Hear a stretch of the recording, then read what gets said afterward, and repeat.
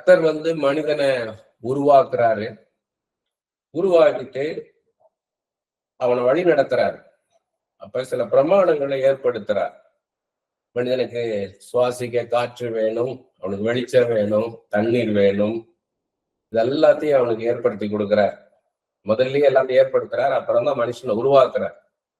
அந்த சராசரங்களையும் உருவாக்குனதே மனுஷனுக்காக தான். அதுக்கப்புறம் ஒவ்வொன்றுக்கும் ஒரு காலகட்டத்தை நியமிக்கிறார். குழந்தையா இருக்கிறான், வளர்றான், வாலிப வயசு வரான், நடுத்தர வயசு வரான், முதிர் வயசு வரான். அப்ப அந்த மனுஷனுக்கு ஒரு காலகட்டத்தை நிர்ணயிக்கிறார். அப்ப அந்த காலகட்டத்துக்குள்ள அவன் போகும்போது அந்த காலங்கள் எப்படி இருக்கணும்ன்றத கருத்தை நியமிக்கிறார். அது மனுஷனுக்கு எப்படி இருக்கணும் இந்த காலங்கள்ன்றத. அப்ப பிரசங்கி 3ஆம் அதிகாரம் முதல் 8 வசனங்களை பார்க்கிறோம். ஒவ்வொன்றிற்கும் ஒவ்வொரு காலம் உண்டு. வானத்தின் கீழ் இருக்கிற ஒவ்வொரு காரியத்துக்கும் ஒவ்வொரு சமயம் உண்டு. அண்டர் த ஹெவன், பரலோகத்துக்கு கீழே இந்த பூமிக்குரிய காரியத்துல ஒவ்வொன்றுக்கும் ஒரு காலகட்டத்தை நிர்ணயிக்கிறார். ஒவ்வொரு காரியத்துக்கும். அப்ப எப்படி சொல்றாருன்னா, இந்த மனுஷன் தான் முக்கியம். மனுஷன் மட்டும் தான் போக்கஸ் பண்ண போறோம். கர்த்தர், மனிதன், காலங்கள், இதான் நம்ம மெடிடேட் பண்ண போறோம். ஏன்னா இந்த 2026 எனக்கு எப்படி இருக்குமோ, இந்த வருஷம் எனக்கு எப்படி இருக்குமோ, இவ்வளவு நாள் நான் அப்படி இருந்துட்டேன், இப்ப எனக்கு ஒரு பிரேக் த்ரூ உண்டாகாதா, இதுவரை நடக்காத காரியம் நடக்காதா அப்படின்னு சொல்லி நமக்குள்ள ஒரு எதிர்பார்ப்பு இருக்கும். அதுக்காக தான் இந்த காலத்தை பத்தி நம்ம புரிந்து கொள்ளணும். ஆண்டவர் எப்படி இந்த காலகட்டத்தை எப்படி நிர்ணயிக்கிறாரு, எப்படி அமைச்சிருக்கிறாரு. மனுஷனுக்கு சொல்றாரு பிரசங்கி 3ஆம் அதிகாரம் முதல் 8 வசனம் 2வது வசனம், பிறக்க ஒரு காலம் உண்டு, இறக்க ஒரு காலம் உண்டு. இப்ப மனிதனுக்கு பிறப்பு இறப்புன்னு நிர்ணயிக்கிறார் கர்த்தர். அப்ப அதுக்கு ஒரு காலத்தை வைக்கிறார். ஒரு மனுஷன் எப்ப பிறக்கணும், எப்ப அவன் இறக்கணும் அப்படின்றது ஒரு காலத்தை நிர்ணயிக்கிறாரு. நட ஒரு காலம் உண்டு, நட்டதை பிடுங்க காலம் உண்டு. மனுஷன் விதைக்கிறான், அறுக்கிறான், அதுக்கான ஒரு காலத்தை நிர்ணயிக்கிறார், ஒரு காலகட்டத்தை. அடுத்தது கொல்ல ஒரு காலம் உண்டு, குணமாக்க ஒரு காலம் உண்டு. சில சமயம் சில காரியங்களை கொல்ல வேண்டி இருக்கிறோம், சில சமயங்களில் சில காரியங்களை குணப்படுத்த வேண்டி இருக்கும். இடிக்க ஒரு காலம் உண்டு, கட்ட ஒரு காலம் உண்டு. சில சமயத்துக்கு சில காரியங்களை நம்ம இடிக்க வேண்டி இருக்கும், சில சமயத்துக்கு சில காரியங்களை கட்ட வேண்டி இருக்கும். அப்படியும் இருக்கும், இப்படி இருக்கும். ஒவ்வொன்றும் ஒரு காலத்துல நடக்கும்ன்றாரு.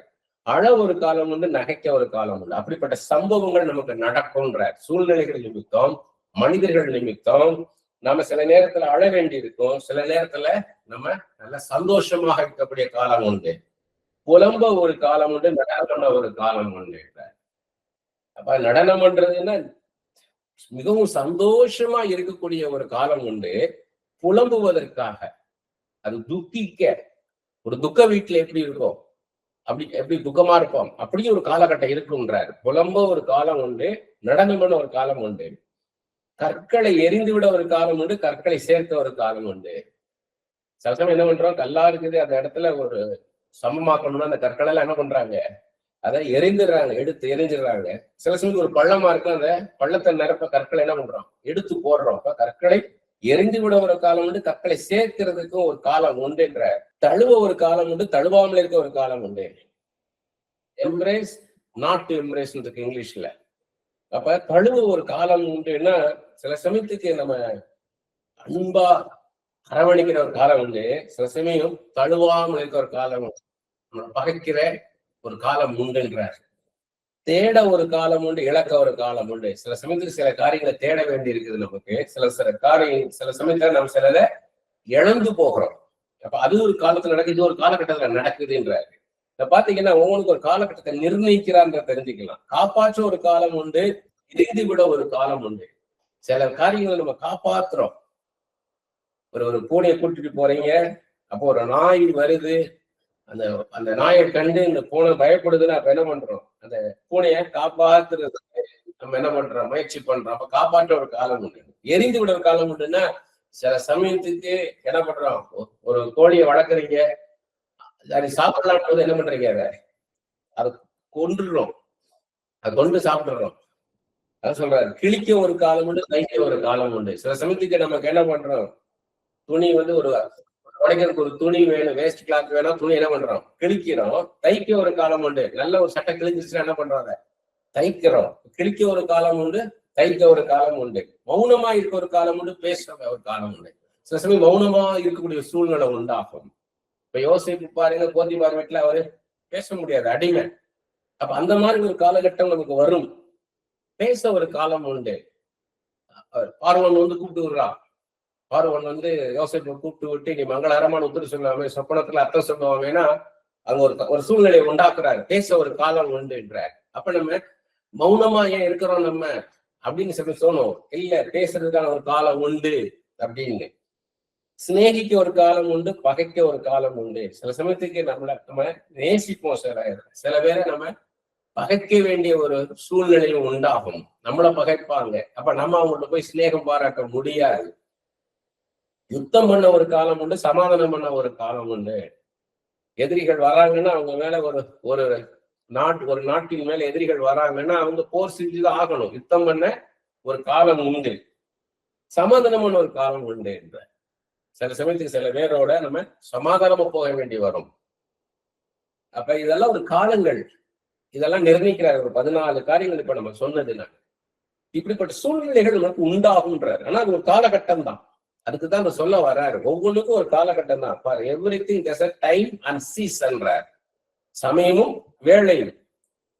அப்ப ஏற்கனவே நான் பல தடவை சொல்லியிருக்கிறேன். ஒரு மாம்பழம் கிடைக்கிறதுனா அது மாம்பழ சீசனான்னு. நல்ல மாம்பழம் ருசியா கிடைக்கிறதுனா ஒரு மாம்பழ சீசன் அது. அப்ப நம்மளுக்கு மாம்பழம் அது ஒரு சீசன் தான். ஒரு 3 months தான் அந்த மாம்பழம் கிடைக்கும். அதுக்கப்புறம் மாம்பழம் கிடைக்காது. அது ஒரு சீசன். சிலது நீங்க ஒரு நாள் நம்ம ஒருத்தரை மீட் பண்ணுவோம், ஆனா அவங்க அடுத்து நம்ம மீட் பண்ண மாட்டோம். அப்படிப்பட்ட இது அப்படி ஒரு சமயம் இருக்கும் நமக்கு. இப்ப மனிதன் என்னதான் பண்றான்? சரி, இப்ப எல்லாமே ஆண்டவரை நிர்ணயிக்கிறார் மனுஷனுக்கு. ஏன்னா மனுஷனுடைய காரியம் என்ன அப்படின்னு அடுத்து அதே கண்டினியூ பண்றாரு சாலமன் ஞானி. பிரசங்கி 3ஆம் அதிகாரம் 9ஆவது வசனத்துல இருந்து 14ஆவது வசனம் வரைக்கும், வருத்தப்பட்டு பிரயாசப்படுகிறவனுக்கு அதனால் பலன் என்ன? மனுஷன் வருத்தப்பட்டு தன்னை வருத்தி பிரயாசப்படுறான், அதனால பலன் என்ன? கஷ்டப்படுறானே, அவன் கஷ்டப்படாம எதுவும் இல்லை. ஆண்டவர் எல்லாத்தையும் கொடுத்துட்டாருன்னா எல்லாத்தையும் ஈஸியா பெற்றுக்கொள்ள முடியல. அவன் பாடுபடுறான், கஷ்டப்படுறான், ஹார்ட் ஒர்க் பண்ண வேண்டியிருக்குது. வருத்தப்பட்டு பிரயாசப்படுகிறவனுக்கு அதனால் பலன் என்ன? மனுபுத்திரர் பாடுபடும்படி தேவன் அவர்களுக்கு நியமித்த தொல்லையை கண்டேன். இது கர்த்தர் தானே அவனை அப்படி பாடுபட வைக்கிறாரு அப்படின்றத நான் பார்த்தேன் அப்படின்றார் சாலமோன். அது 11ஆவது வசனம். அவர் சகலத்தையும் அதனதன் காலத்தை நேர்த்தியா செய்திருக்கிறார். இல்ல, God of perfection, God of wholesomeness, பரிபூர்ணம் உள்ள தேவன், நிறைவுள்ள தேவன். அவர் சகலத்தையும் அதனதன் காலத்திலே நேர்த்தியாக செய்திருக்கிறார் என்றாரு. உலகத்தையும் அவர் உள்ளத்திலே வைத்திருக்கிறார். A divinely implanted sense of a purpose. நமக்குள்ள ஒரு என்ன பண்ணிருக்கிறாருன்னா ஒரு நோக்கத்தை உண்டாக்கி வச்சிருக்கிறார். இப்படி எனக்கு இருக்கணும் வாழ்க்கை, நான் இப்படி இருக்கணும்ன்றத நமக்குள்ள கொண்டாந்து வச்சிருக்காரு. நம்ம சும்மா ஏதோ ஒரு மிஷின் மாதிரி இல்லை. உலகத்தின் உள்ளத்திலே வைத்திருக்கிறார். நான் இப்படியாக இருக்கணும், எனக்கு இதுதான் சரியா வரும், இந்த படிப்பு எனக்கு சரியா வராது, இதுதான் எனக்கு கரெக்டா வரும், இந்த வேலை தான் எனக்கு சரியா வரும், இந்த பொண்ணு தான் எனக்கு கரெக்டா இருக்கும் நான் கல்யாணம் பண்றதுக்கு, இந்த இடத்துலதான் வேலை பார்த்தா எனக்கு கரெக்டா இருக்கும், இந்த இடத்துல எனக்கு வீடு இருந்தாதான் கரெக்டா இருக்கும், என்னை சுற்றி இருக்கிறவங்க இப்படி இருந்தாதான் கரெக்டா இருக்கும்னு நம்ம நினைக்கிறோம். அதான் உலகம். உலகத்தையும் உள்ளத்திலே வைத்திருக்கிற, வெளியே இல்லை உலகம். நம்ம உள்ள முதல்ல அதை நினைக்கிறோம், அப்புறம் தான் அதை பிசிக்கலா அதை என்ன பண்றோம், நம்ம தேடுறோம். ஆதலால் தேவன் ஆதி முதல் அந்த மட்டும் செய்து வரும் கிரியை மனுஷன் கண்டுபிடியான். ஆனா ஆண்டவர் என்ன செய்யறார்ன்றத ஆதி முதல் அந்த வரண பிகினிங் டு எண்ட் அவர் என்ன செய்யறார்ன்றதை யாராலும் நம்ம கண்டுபிடிக்க முடியாது. மனித அறிவினால கண்டுபிடிக்க முடியாதுன்ற. மகிழ்ச்சியா இருப்பதும் 12ஆவது வசனம், மகிழ்ச்சியா இருப்பதும் உயிரோருக்கையில் நன்மை செய்வதும் அல்லாமல் வேறு ஒரு நன்மை மனுஷனுக்கு இல்லை என்றார். இருந்தேன். அப்ப இவர் என்ன சொல்றாரு, நான் மனுஷங்களுக்கு என்னதான் இருக்குன்னா அவன் சந்தோஷமா இருக்கணும், நல்லது செஞ்சுட்டு போகணும், இவ்வளவுதான் அவன் கையில இருக்குன்றார். அவர் என்னெல்லாம் யோசிக்கிறாரோ அதை அப்படியே எழுதிட்டே வர்றார். அன்றியும் 13ஆவது வசனம், அன்றியும் மனுஷர் யாவரும் புசித்து குடித்து தங்கள் சகல பிரயாசத்தின் பலனையும் அனுபவிப்பது தேவனுடைய அனுகிரகம். அப்படியே அவன் என்ன பண்றான்னா வேலை பார்த்தாலுமே அதோடைய பலனை அவன் பெற்றுக்கொள்கிறது. நல்லா புசிச்சு குடிச்சு அவன் பிரயாசத்தின் பலனை பெற்றுக்கொள்வதுன்னா அது தேவனுடைய கரத்துலதான் இருக்குது. அவர் அனுகிரகம் பண்ணாதான் உண்டு, அதுவே கையில இல்லைன்றார், மனுஷன் கையில இல்லைன்றாரு. 14வது வசனம், தேவன் செய்வது எதுவோ அது என்றைக்கு நிலைக்கும் என்று அறிவேன். ஆண்டவர் செஞ்சா சரியாதான் இருக்குன்றார். அதனோட ஒன்று கூட்டவும் கூடாது, அதுல இருந்து ஒன்றும் குறைக்கவும் கூடாது. ஆண்டவர் ஒரு காரியத்தை செஞ்சாங்க, அதை நம்ம அதை பிளஸ் மைனஸ் எல்லாம் ஒன்றும் பண்ண முடியாது. இப்படி இருந்தா நல்லா இருக்குதா, அப்படி இருந்தா நல்லா இருக்கும்னா ஒண்ணுமே சொல்ல முடியாதுன்றார். மனுஷர் தமக்கு சமூகத்தில் பயந்திருக்கும்படி தேவன் இப்படி செய்து வருகிறார். Reverently fear him, worship him, knowing that he is, அவர் யார் என்பதை அறிந்து கொள்ளும்படியாக அப்படி செய்கிறார் என்றார். அப்ப என் வாழ்க்கையில் நடக்கிற காரியங்களை நான் பார்க்கும்போது, ஒவ்வொரு காலகட்டம் நடக்கும் போதும் கர்த்தரை நடத்துகிறார். என்னை படைத்தது ஆண்டவர். நான் போகிற இந்த காலங்கள் பல பாதைகள் வழியா, பல காலங்கள் வழியா நான் செய்யறேன். இதுவும் கர்த்தர் நியமித்தது, மனுஷன் கையில எதுவுமே இல்லை, எல்லாமே ஆண்டவர் கையில தான் இருக்குன்ற மாதிரி சொல்லிட்டு வர்றாரு. அப்போஸ்தலர் 1:7 வசனம், அதற்கு அவர், பிதாவானவர் தம்முடைய ஆதீனத்தில் வைத்திருக்கிற காலங்களையும் வேலைகளையும் அறிகிறது உங்களுக்கு அடுத்ததல்ல. இயேசு கிறிஸ்து சொல்றாரு, சீஷர்களை பார்த்து சொல்றாரு, பிதாவானவர் தம்முடைய ஆதீனத்திலே வைத்திருக்கிற காலங்களையும் வேலைகளையும் அறிகிறது உங்களுக்கு அடுத்ததல்ல. சீஷர்களை பார்த்து சொல்றாரு, அது எந்த டைம்ல என்ன நடக்கும்ன்றத உங்களால கண்டுபிடிக்க முடியாதுன்றாரு. Fixed and reserved by his own choice and authority and personal power என்றார். ஆண்டவர்கிட்ட சகல அதிகாரம் இருக்கு, அவர் தான் எல்லாத்தையுமே பிக்ஸ் பண்றாரு. இப்படித்தான் வாழ்க்கை இருக்கணும், இந்த காலத்துல சந்தோஷமா இருக்கணும், இந்த காலத்துல துக்கமா இருக்கணும், இப்ப நடனம் பண்ணணும், இதுல புலம்பணும், இப்ப கிழிக்க வேண்டிய காலம், தைக்க வேண்டிய காலம் அப்படின்னு சொல்லி காலத்துல எல்லாம் நிர்ணயிக்கிறார். அப்ப அந்த காலங்களை ஒரு மனுஷனாலும் நீங்க கண்டுபிடிக்க முடியாதுன்றார். ஏன்னா அது ஆண்டவர்கிட்ட இருக்கின்றார். இயேசு கிறிஸ்து சொல்றார், பிதாவின் இடத்துல இருக்கின்றார். அப்ப நமக்கு என்னன்னா இயேசு கிறிஸ்து இருக்கு, அதை நம்மளால என்ன பண்ண முடியாது, இப்படித்தான் அப்படியே நம்ம தீர்மானிக்க முடியாது, இதன் வழியா போகத்தான் ஆகணும்ன்றத சொல்றாரு. சங்கீதம் 31:15 தாவீது சொல்றாரு, என் காலங்களும் இது கரத்தில் இருக்கிறது. மனிதனுடைய காலங்கள் கர்த்தருடைய கரத்தில் இருக்கிறது. சங்கீதம் 139:16 அதே தாவீது சொல்றாரு, என் கருவை உடைய கண்கள் கண்டது. நான் என் தாயின் கற்பத்தில் இருக்கும் பொழுது என் கருவை உம்முடைய கண்கள் கண்டது, என் வளர்ச்சி நீ பார்த்திருக்கிற சொல்றாரு. என் அவயங்களில் ஒன்றாயிலும் இல்லாத போதே அவைகள் அனைத்தும், அவைகள் உருவேற்படும் நாட்களும் அது புஸ்தகத்தில் எழுதியிருந்தது. என்னென்ன எனக்கு உறுப்புகள் உருவாகணும்ன்றதையும் அது எவ்வளவு நாள்ல உருவாகணும், ஒவ்வொரு உறுப்புன்றதையும் கூட உங்க புஸ்தகத்தில் எழுதி வைத்திருக்கிறீர்கள். Men are his creations. நம்ம வெறும் சிருஷ்டிப்பு தான், நம்ம கையில ஒண்ணுமே இல்லை. அவர் சிருஷ்டித்தார், நான் இருக்கிறேன். நான் நானாக உண்டாக முடியாது, எந்த மனுஷனை உருவாக்க முடியாது, என்னை உருவாக்குனவர் ஆண்டவர். மத்தேயு 5:36, உன் சிரசின் பேரும் சத்தியம் பண்ண வேண்டாம், அதில் ஒரு மயிரையாவது வெண்மையாக்கும் கருப்பாக்கும் உண்ணாக்கூடாது. ஒரு முடிய கூட நம்மளை வெண்மையாக்கோ கருப்பாக்கவோ நம்ம கையில இல்லை. முடியுமா? நம்மளால ஒரு முடிய கருப்பாக்கவோ வெள்ளையாக்க முடியுமா? அது அதுவா இல்ல, கர்த்தர் நியமிக்கிறார், அது அல்ல. ஆதியாகமம் 2:7 தேவனாக கர்த்தர் மனுஷனை பூமியின் மண்ணினாலே உருவாக்கி ஜீவ சுவாசத்தை அவன் நாசிலே ஊதினார், மனுஷன் ஜீவாத்துமானான். மனுஷன் என்ன பண்ணார்? ஆண்டவர் மண்ணினால உருவாக்கி அவன் நாசில ஊதினார், அதான் ரூஹான்றது. அவன் என்ன பண்றான்? மனுஷன் ஜீவன் உள்ளவனானான்றார். இதே என்ன பண்ணாருன்னா ஏசாயா 64:8 இப்படி சொல்றாரு, இப்பொழுதும் கர்த்தாவே நீர் எங்களுடைய பிதா, நாங்கள் களிமண், நீர் எங்களை உருவாக்குகிறவர், நாங்கள் அனைவரும் ஒரு கரத்தின் கிரியை. பாட்டர், நீர் தான் குயவன், நாங்கள் களிமண், நீங்க தான் எங்களை உருவாக்குறீங்க ஆண்டவரே என்றாரு ஏசாயா. எரேமியா 18:6 இதோ இஸ்ரவேல் வீட்டாரே, களிமண் குயவன்கள் இருக்கிறது போல நீங்கள் என் கையில் இருக்கிறீர்கள். ஆண்டவர் சொல்றாரு, களிமண்ணை போல என் கரத்துல உங்க வச்சிருக்கிறேன். சங்கீதம் 103:14-16 தாவீது சொல்றார். தாவீது பாடிய சங்கீதம், நம்முடைய உருவம் இன்னதென்றவர் அறிவார், நாம் மண் என்று நினைவு கூறுகிறார். நம்ம மண்ணு, நம்ம வெறும் மண்ணுதான், மண்ணுனால உருவாக்கப்பட்டவர்கள், அதை அவர் அறிவாருன்றாங்க. மனுஷனுடைய நாட்கள் புல்லு கோப்பாய் இருக்கிறது, வெளியின் புஷ்பத்தை போல் போக்குறான். ஒரு பூ மாதிரிதான், புல்லு மாதிரிதான், நம்ம உருது போவோம், வாடி போவோம். அதான் சொல்றாரு, காற்று அது மேல் வீசின உடனே அது இல்லாமல் போயிற்று, அது இருந்த இடமும் இனி அதை அறியாது. மனுஷன் அப்படித்தான், பூவை போல புல்ல போல உதிர்ந்து போவான், வாடி போவான். அவ்வளவுதான் மனுஷ வாழ்க்கைன்ற.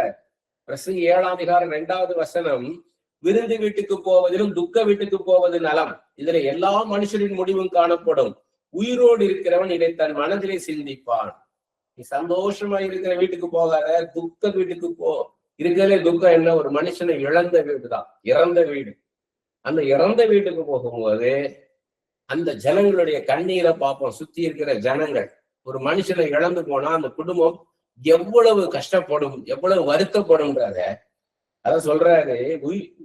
எல்லா மனுஷனும் முடிவும் காணப்படும். அங்க ஒரு மனுஷன் தான் இறந்துக்கான்னு போறோம், ஆனா அங்க போனா எல்லா மனுஷனுடைய முடிவு தான் அப்படின்றத நீ பாப்ப. உயிரோடு இருக்கிறவன், அங்க இருக்கிற உயிரோடு இருக்கிற எல்லாருமே இதை தன் மனதிலே சிந்திப்பான். எல்லா மனுஷனும் தன்னுடைய இறப்பை நினைச்சு பார்ப்பான்றார். எனக்கு இதுதான் முடிவு அப்படின்னு நினைச்சு பார்ப்பான்றாரு. பிரசங்கி 9:5 சொல்றாரு பாருங்க, உயிரோடு இருக்கிறவன் தாங்கள் மரிப்பதை அறிவார்களே. எல்லாம் உயிரோடு இருக்க எல்லாருக்குமே எனக்கு இதுதான் முடிவு, நானும் ஒரு நாள் இப்படி போல நானும் மரிப்பேன், என்னையும் இப்படி சவப்பெட்டில வைப்பாங்க, எல்லாரும் வந்து பார்ப்பாங்க. மரித்தவர்கள் ஒன்றும் அறியார்கள். செத்து போன ஒண்ணு நினைக்க முடியாது. இனி அவர்களுக்கு ஒரு பலனும் இல்லை, அவர்கள் பேர் முதலாய் மறக்கப்பட்டிருக்கிறது. எல்லாரும் மறந்துட்டாங்க அவரை. இப்படிதான் உன் நிலைமை. என்ன இருக்கு கேட்டீங்கன்னா, ஒரு டெத்தை பார்க்கும்போது எனக்கு இதுதான் முடிவு அப்படின்னு தெரியும் போது, நான் நிரந்தரமானவன் இல்லைன்னு போது தன்னால தாழ்மை வந்துடும். மத்தவங்க முன்னாடி பெருமையா பேசுறதா இருக்காது, நான் வெறும் மண்ணுங்க, ஒண்ணுமே கிடையாது அப்படின்ட்டுதான் வரும். இருதயத்தின் நிறவனால் வாய் பேசும். இல்ல நான் வெறும் மனுஷன்தான். எவ்வளவுதான் உங்களுடைய வேலையை பார்த்து, உங்க பேச்சை பார்த்து, உங்க இடத்தை பார்த்து புகழ்ந்தாலும் I am nothing, I am a clay, நான் வெறும் மண்ணுதான், மண்ணுனால உருவாக்கப்பட்டவன். இதுதான் நம்ம வாயில வரும்ப ஒழிய ஐ எம் சம்திங் கிரேட்ன்ற எண்ணம் வரவே வராது. பிரசங்கி 8ஆம் அதிகாரம் 8வது வசனம், ஆவியை விடாது இருக்கிறதுக்கு ஆவி மேல் ஒரு மனுஷனுக்கு அதிகாரம் இல்லை. நான் ஜீவன் இன்னைக்கு போகட்டும்னா போக முடியாது. 1 ராஜாக்கள் 19:4 பாக்குறோம், எலியா சூரியச்செடியின் கீழே படுத்துட்டு போதும் கர்த்தாவே போதும், ஏசபேலுக்கு பயந்துட்டு சொல்றாரு. ஏசபேல் சொல்லிட்டாங்க, நாளைக்கு இந்நேரம் எலியாவுடைய தலையை நான் வாங்குறேன்னா கேட்பாரு, வெட்டி எடுக்கிறேன்னா கேட்பாரு. அப்பதான் எலியா சொல்றாரு, ஓடி ஒளியிறாரு. ஏசபேலுக்காக ஓடி ஒளியும் போது சூரியச்செடி கிளம்பி படுத்துட்டு சொல்றாரு, போதும் கர்த்தாவே போதும், என் ஆத்துமா எடுத்து போடும், என் பிதாக்களை நல்லவன் நினைவேன். ஆண்டவர் எடுத்தாரா? இல்ல. ஒரு தூதனை அனுப்பி சொன்ன, போக வேண்டிய தூரம் வெகு தூரம்னாரு. அதான் சொல்றாரு, ஆவி விடாது இருக்குது, ஆவி மேல் ஒரு மனுஷனுக்கு அதிகாரம் இல்லை. எலியா வேற தன் நாள் விட முடிஞ்சதா? இல்ல. மரண நாளின் மேலும் அவனுக்கு அதிகாரம் இல்லை. இன்னைக்கு செத்து போவேன், நாளைக்கு செத்து போவேன் அப்படின்னு சொல்ல முடியுமா? இல்ல. அது ஆண்டவர் கையில இருக்குது. அந்த போருக்கு நீங்கி போவதும் இல்லை. கஷ்டத்துக்குள்ள இருந்தா விலைக்கு போக முடியாது, கஷ்டத்தினாலேதான் போகணும்ன்றாரு. துன்மார்க்க குடிக்க மாட்டாங்க. அதே மாதிரி ஒரு துன்மார்க்கம் பண்ணான்னா அந்த துன்மார்க்கம் அவனை விடாது, தொடர்ந்து குடிக்கின்றாரு. யோபு 12:10 சொல்றாரு, என் ஜீவனுடைய கரத்தில் இருக்கின்றாரு. தானியேல் 5:23 தானியேல் ராஜாவை பார்த்து சொல்றாரு, உடைய சுவாசத்தை தன் கரத்திலே வைத்திருக்கிறாருங்க. யோபு 8ஆம் அதிகாரம் 9வது வசனம் பில்தாத் பேசுறான், நாம் நேற்று உண்டானவர்கள் ஒன்றும் அறியோம், பூமியின் மேல் நம்முடைய நாட்கள் நிழலை போல் இருக்கிறது. நேற்று பெஞ்ச மழையில இன்னைக்கு முளைச்ச காளான்வாங்க. அப்படிதான் மனுஷங்க நிலையற்றவங்க. நம்மளால என்ன பண்ண முடியாது, ஒன்றும் நமக்கு தெரியாது. என்ன நடந்தது, என்ன நடக்க போகுது, எதையுமே தெரியாது. நம்ம காலகட்டம் தெரியும், எனக்கு அடுத்து என்ன நடக்க போகுது, என் காலகட்டத்துக்கு அப்புறம் தெரியாது. எனக்கு முந்தின காலத்துல என்ன நடந்தது அதுவும் தெரியாது. நாம் நேற்று உண்டானவர்கள் ஒன்றும் அறியோம், பூமியின் மேல் நம்முடைய நாட்கள் நிழலை போல இருக்குது. கடந்துருவோம். நிழல் எப்படி நிற்குமா? இருக்காது, போயிடுவோம். அது மாதிரி நம்மளும் கடந்து போயிடுவோம். சங்கீதம் 39:4-5 வசனங்கள் தாவீதுடைய சங்கீதம். கர்த்தாவே, நான் எவ்வளவாய் நிலையற்றவன் என்று உணரும்படி என் முடிவையும் என் நாட்களின் அளவு இவ்வளவு என்பது எனக்கு தெரியும். எவ்வளவாய் நிலையற்றவன், அது ஃப்ரைலம், ஒரு உடையக்கூடிய பாத்திரம் மாதிரி சொல்றார். நான் எவ்வளவாய் நிலையற்றவன் என்று உணரும்படி என் முடிவையும், எனக்கு என் முடிவை சொல்லுங்க அப்பா, என் முடிவை சொல்லுங்க. அப்படி நான் இவ்வளவுதான், நான் உடைஞ்சு போகிற மாதிரிதான் இருக்கிறேன், நான் உடைஞ்சு போற ஒரு பாத்திரம் மாதிரிதான் இருக்கிறேன். என் நாட்களின் இவ்வளவு என்பது எனக்கு தெரியும். எவ்வளவு காலம் வாழ்வேன் எனக்கு சொல்லுங்க ஆண்டவரே. எனக்கு இதோ என் நாட்களை 4 விடற்கடையாக்கினேன், என் ஆயுசு உமது பார்வைக்கு இல்லாது போல் இருக்கிறது. எந்த மனுஷனும் மாயை என்பது நிச்சயம். எப்படி சொல்லிட்டாரு பாருங்க. இவ்வளவுதான் நாள் எண்ணிரலாம், 4 விடற்கடையாக்கினேன்ட்டாரு. எனக்கு என்னுடைய ஆயுசு உமது பார்வைக்கு இல்லாத போல் இருக்கிறது. அவ்வளவுதான், சின்னதா இருக்குது. உங்களுடைய பார்வைக்கு இருக்கிற மாதிரி தெரியல. எந்த மனுஷனும் மாயை என்பது நிச்சயம். இருப்பது போல இருப்பான், ஆனா மறைஞ்சிருவான். அதான் மாயை என்று. It's not real. யாக்கோபு 4ஆம் அதிகாரம் 13-15 சொல்றாரு, மேலும் நாங்கள் இன்றைக்கு அல்லது நாளைக்கு இன்ன பட்டணத்திற்கு போய் அங்கே 1 வருஷம் தங்கி வியாபாரம் செஞ்சு சம்பாதிப்பு பண்ணுவோம் என்கிறவர்களே கேளுங்கள். இன்னைக்கு இருப்பேன், நாளைக்கு அதை செய்வேன்னு சொல்றியே, கேளு நீன்ற. நாளைக்கு நடப்பது உங்களுக்கு தெரியாதே. உங்கள் ஜீவன் எப்படிப்பட்டது? கொஞ்ச காலம் தோன்றி பின்பு தோன்றாமல் புகையை போல் இருக்கிறது. ஒரு புகை கடந்து கொண்ட மாதிரி வாழ்க்கை போயிருக்கிறார். அதனால் ஆண்டவருக்கு சித்தமானால் நாங்களும் உயிரோடு இருந்தால் இன்னென்னதை செய்வோம் என்று சொல்ல வேண்டும். எங்க அம்மாவுடைய கூட பிறந்த தங்கச்சி இப்ப கத்தக்குள்ள நிக்கடைஞ்சிட்டாங்க. அவங்க விஜயவாடான்ற ஊர்லதான் கல்யாணம் ஆனதுல இருந்து அவங்க டீச்சரா இருந்தாங்க. அங்க சித்தப்பா ரயில்வேல இருந்தார். அவங்க ரிட்டையர்ட் ஆகிற வரைக்கும் விஜயவாடால இருந்து அவங்க வாழ்ந்துட்டாங்க. வருஷத்துல 2 மாசம் எங்க ஊர் மதுரைக்கு வருவாங்க எங்க வீட்டுக்கு. ஏன்னா எங்க அம்மாவுடைய அம்மா எங்க கூட இருந்தாங்க. அதனால அவங்களையும் பார்த்துட்டு சொந்த பந்தத்தெல்லாம் பார்த்துட்டு போகணும்னு வருவாங்க. அதுக்கு முன்னாடி ஒரு இங்கிலாந்து லெட்டர் வரும் எங்க சித்திட்ட இருந்து எங்க அம்மாவுக்கு. கர்த்தருக்கு சித்தமானால் இந்த மாதத்துல இந்த தேதியில கிளம்பி அங்க வரலான் இருக்கோம். இவ்வளவு நாள் அங்க இருந்துட்டு இந்த தேதியில திரும்பலாம் இருக்கோம். எனக்கு அந்த லெட்டர் மறக்க முடியாது. கர்த்தருக்கு சித்தமானால் ஆண்டவருக்கு சித்தமானால் நான் உயிரோட இருந்தா நாளைக்கு இன்னென்ன காரியங்கள் செய்யலாம் அப்படின்னு. நாளைக்கு நடப்பது உங்களுக்கு தெரியாது. உங்கள் ஜீவன் எப்படிப்பட்டது? கொஞ்ச காலம் தோன்றி பின்பு தோன்றாமல் புகையை போல் இருக்கிறது. ஒரு புகை மாதிரிதான். புகை நிச்சயமா போயிடும், எந்த விஷயம் தெரியாது. அது மாதிரிதான் நம்மளுடைய ஜீவனம். எப்ப இருப்போம் எப்ப இறப்போம் சொல்ல முடியாது. ஆதலால் ஆண்டவர் சித்தமானால் நாங்களும் உயிரோடு இருந்தால் இன்னென்ன செய்வோம் என்று சொல்ல வேண்டும். சங்கீதம் 89:47-48 ஏத்தானது. என் ஜீவன் எவ்வளவு நிலையற்றது என்பதை நினைத்தரணும். மனுபுத்தர் யாவரை வீணாக சிருஷ்டிக்க வேண்டியது என்ன? எல்லாமே இறந்து போயிருந்தான், பிறகுறான், எதுக்கு அவன் சிருஷ்டிக்கணும்? வேஸ்ட் அப்படின்ற. மரணத்தை காணாமல் உயிரோடு இருப்பவன் யார்? எல்லாமே செத்து போயிடான். ஒருத்தவங்க கூட மரணத்தை பார்க்காம இருக்கிறான்னு கிடையாது. தன் ஆத்மாவை பாதாள வல்லடிக்கு விலக்கி விடுகிறவன் யார்? Zion, the place of the dead. இறந்தவர்கள் இருக்க இடம் அதான் பாதாள வெள்ளடின்றார். விலக்கி விடுகிறவன் யார்? பாதாளத்துக்கு போகாம இருக்க முடியுமா என்றார். அப்ப மனுஷனுக்கு எப்படி இருக்குன்னா, ஒரு எம்டினஸ் இருக்குது அவனுக்குள்ள, ஒரு வெறுமை. அதான் சொல்றாரு. இதெல்லாம் யோசித்து பார்த்து சாலமோனுக்குள்ள ஒரு வெறுமை வருது. அதான் இவ்வளவு சொல்றாரு. மனுஷன் எல்லாருமே இறந்து போயிடலாம், வரான், இறக்குறான், இப்படியே போய்கிட்டே இருக்கு. அடுத்தடுத்து தலைமுறைகள் போய்கிட்டு இருக்குது. இது எவ்வளவாய் நிலையற்றவன், ஏன் அப்படி படைக்கணும் அப்படின்றாரு. இதெல்லாம் யோசிக்கிற யோசனைகள். சங்கீதம் 90 மோசையுடைய சங்கீதம் 9-12 வரைக்கும். எங்கள் நாட்கள் எல்லாம் அது கோபத்தால் போய்விட்டது. எங்கள் நாட்கள் தான் ஒரு வடாந்தத்துல வந்தது சொல்றாரு. அதுல எவ்வளவு முறுமுறுத்து ஜனங்களை ஒவ்வொரு முறுமுறுத்து ஆண்டு கோபப்பட்டு இப்படியே எங்கள் நாட்கள் எல்லாம் உமது கோபத்தால் போய்விட்டது. ஒரு கதையை போல் எங்கள் வருஷங்களை கழித்து போட்டோம். ஒரு கதை மாதிரி அப்படின் போது சார்ல்ஸ் ஸ்பர்ஜன் சங்கீதங்களை 150 சங்கீதங்களை குறித்து வழக்கு எழுதியிருக்கிறார். அது ஒரு 3 வால்யூமா இருக்குது. ஒரு பெரிய பைபிள் மாதிரி அது. அவரு பல தேவ மனுஷர்கள் சொன்னதெல்லாம் சொல்லி அப்புறம் அவரும் பேசுவார் அதுல. அப்ப இந்த சங்கீதம் 90 இந்த பகுதியில் அவர் சொல்றாரு, ஒரு கதை அப்படின்னு ஏன் வருது அப்படின்றதான் நான் எல்லாம் மெடிடேட் பண்றேன். இது எங்க இருக்குது இதனுடைய ரெஃபரன்ஸ்? ஒரு கதையை போல கழித்து போட்டோம்ன்றாரு. அவங்க அந்த ஜனங்கள்லாம் நடந்து வரும்போது 40 வருஷம் வளர்ந்து கடந்து வரும்போது இவங்களுக்கு மண்ணா வந்துட்டு மண்ணாவை சாப்பிட்டுக்கிறாங்க. இவங்க உழைக்கிறதெல்லாம் கிடையாது. அப்ப அவங்க எல்லாம் கூடி ஒருத்தர் கதை சொல்லுவாங்க, எல்லாம் கேட்பாங்க. அந்த மாதிரி அப்படின்னு சொல்றாரு மோசே. அந்த மாதிரி இது ஒருத்தர் சொல்றாரு.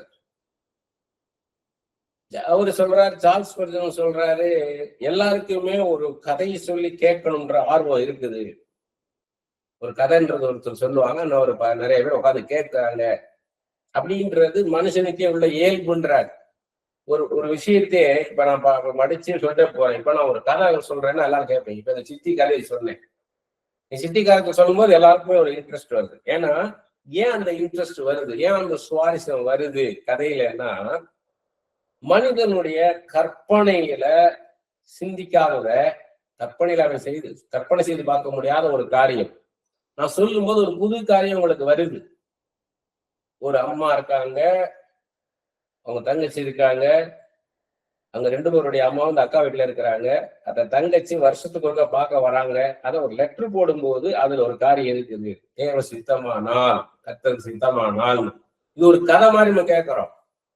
ஏன்னா அது வந்து நம்ம வாழ்க்கை மாதிரி இன்னொருத்தர் வாழ்க்கையை நம்ம சொல்றோம்.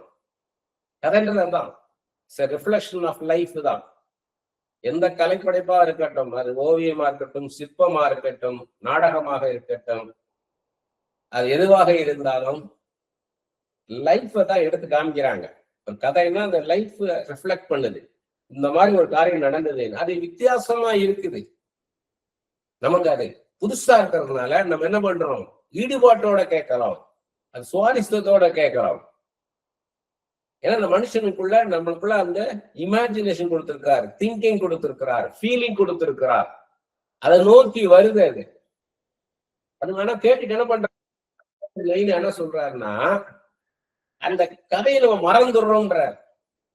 அந்த கதையை என்ன பண்றோம், நம்ம மறந்துடுவோம். இப்ப யாராவது நேற்று என்ன கதை சொன்னாங்கன்னு சொல்லி பேசிட்டு இருக்காங்க, இல்ல முந்தானேத்து சொன்ன கதை என்ன கதை தெரியாது, போன வாரம் என்ன கதை கேட்டீங்கன்னா தெரியாது, என்ன கதை படிச்சீங்க தெரியாது. சில காரியங்கள் சார்ல்ஸ் ஸ்பர்ஜன் அழகா சொல்றாரு, சில காரியங்கள் நம்மளை பாதிச்சது மாத்திரம் நமக்குள்ள நிற்கும். ஒரு கதையில இப்படி படிச்சேங்க,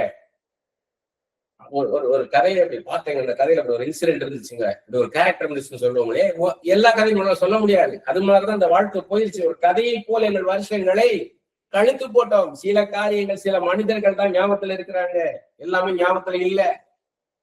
எங்கள் ஆயுசு நாட்கள் 70 வருஷம், பலத்தின் மிகுதினால் 80 வருஷமா இருந்தாலும் அதன் மேன்மையானது வருத்தமும் சஞ்சலமுமே. அது சீக்கிரமாய் கடந்து போகிறது, நாங்களும் பறந்து போகிறோம். இவர் சொல்றது இந்த காலகட்டத்துல, இந்த காலகட்டத்துக்கு பொருந்துது. பைபிள் எப்பவுமே இது அந்த காலகட்டத்துக்கானது, இப்பவும் அது பொருந்தும். அதுதான் பைபிளுடைய ஒரு பெரிய மகத்துவமே. அதுதான் எங்கள் ஆயுசு நாட்டு 70 வருஷம்னா என்ன பண்றாரு இவரு, இவங்க யாருமே காணானுக்கு போக மாட்டாங்கன்றார் ஆண்டவர். இந்த ஜனங்கள், இஸ்ரேல் ஜனங்கள், எகிப்துல இருந்து வந்தவங்க, இவங்க யாருமே காணானுக்கு போக மாட்டாங்க. யோசுவாவும் காலேபும் மாத்திரம்தான் காணானுக்கு போவாங்கட்டாங்க. மிச்சவங்க எல்லாம் சேர்த்து அடுத்த ஜெனரேஷன் வந்துருச்சு. அப்ப அந்த ஜெனரேஷன் சொல்றாரு, எங்கள் ஆயுசு நாட்டில் 70 வருஷம், பலத்தின் மிகுதினால் 80 வருஷமா இருந்தாலும் அப்படி சொல்றாரு. அப்ப இவர் என்ன சொல்றாரு, இப்ப இருக்கிறவங்க இன்னும் எவ்வளவு காலம் இருப்பாங்கன்றத சொல்றாரு. நல்ல ஸ்ட்ரென்த்தா இருந்தா 80 வருஷம் இருக்கலாம், சாதாரணமா இருந்தா 70 வருஷம் இருக்கலாம், ஸ்ட்ரென்த்தோட 80 வருஷம் இருக்கலாம். இது ஹிஸ்டரியில போனீங்கன்னா பயங்கரமா இருக்கு. சார்ல்ஸ் ஸ்பர்ஜன் அவர் சொல்றாரு, ஆதாம் எத்தனை வயசு இருந்தான், அவன் 800 வருஷம் 900 வருஷம் இருந்தான் இருக்குது. ஆபிரகாம்ன்றது குறைஞ்சிருச்சு, மோசைக்கு வரும்போது 120க்கு வந்துருச்சு, 120 வயசுல மோசை இறந்துட்டார். தாவீதுக்கு வரும்போது தாவீது 70 வயசுல இறந்துட்டார். அப்படி குறைஞ்சுக்கிட்டே வருது. இருந்தது என்ன பண்ணுது, அப்புறம் குறைஞ்சு வருது ஆயுசு நாட்கள். நான் சொல்றாரு, எங்கள் ஆயுசு நாட்கள் 70 வருஷம், பலத்தின் மிகுதியால் 80 வருஷமா இருந்தாலும் அது மேன்மையானது வருத்தம் சஞ்சலமே. வருத்தத்தோட தான் இருக்கும், சஞ்சலம் இருக்கு, வருத்தம் இருக்கு, இப்படித்தானே வந்துட்டு இருக்கோம்ன்றாரு. அது சீக்கிரமா கடந்து போகுது, எங்க வாழ்க்கை சீக்கிரமா போயிருதுன்றாரு. நாங்களும் பறந்து போகிறோம், நடந்தெல்லாம் இல்ல, ஓடியல் அல்ல, பறந்து போற மாதிரி எங்க வாழ்நாட்டில் போயிருதுன்றாரு. உமது கோபத்தின் வல்லமையும் உமக்கு பயப்படத்தக்க விதமாய் உமது உக்கிரத்தையும் அறிந்து கொள்கிறோம் யார். நீ இது எவ்வளவு தூரம் இது கோபப்பட்டு, எவ்வளவு தூரம் நீங்க உக்கிரமா இருந்திருந்ததெல்லாம் நாங்கெல்லாம் பார்த்தோமேன்றாரு. நாங்கள் ஞான இறுதி உள்ளவர்களாகும்படி இவங்கள் நிமித்தம் தான் கோபப்பட்டார். அதைத்தான் சொல்றார், ஜனங்கள் நிமித்தம் தான் அவர் என்ன பண்றாரு, ஆண்டவர் வருத்தப்படுறார், கோபப்படுறார். அதான் சொல்றாரு. நாங்கள் ஞான இறுதி உள்ளவர்களாகும்படி எங்கள் நாட்களில் என்னும் அறிவை எங்களுக்கு போதித்தரலும். To number our days teaches wisdom of heart வேணும் எங்களுக்கு. ஞான இறுதி எவ்வளவு நாள் இருப்போம், எங்கள் நாட்களை என்னும் அறிவை எங்களுக்கு தாருன்ற. எவ்வளவு எப்படி கேட்கிறாரு பாருங்க, எவ்வளவு நாள் தான் இருப்போம் எங்களுக்கு சொல்லுங்கப்பா. அப்ப நாங்க எப்படி வாழணும்ன்றது நாங்க தீர்மானிப்போம். அதுதான் இறந்த வீட்டுக்கு போ அப்படின்றாரு.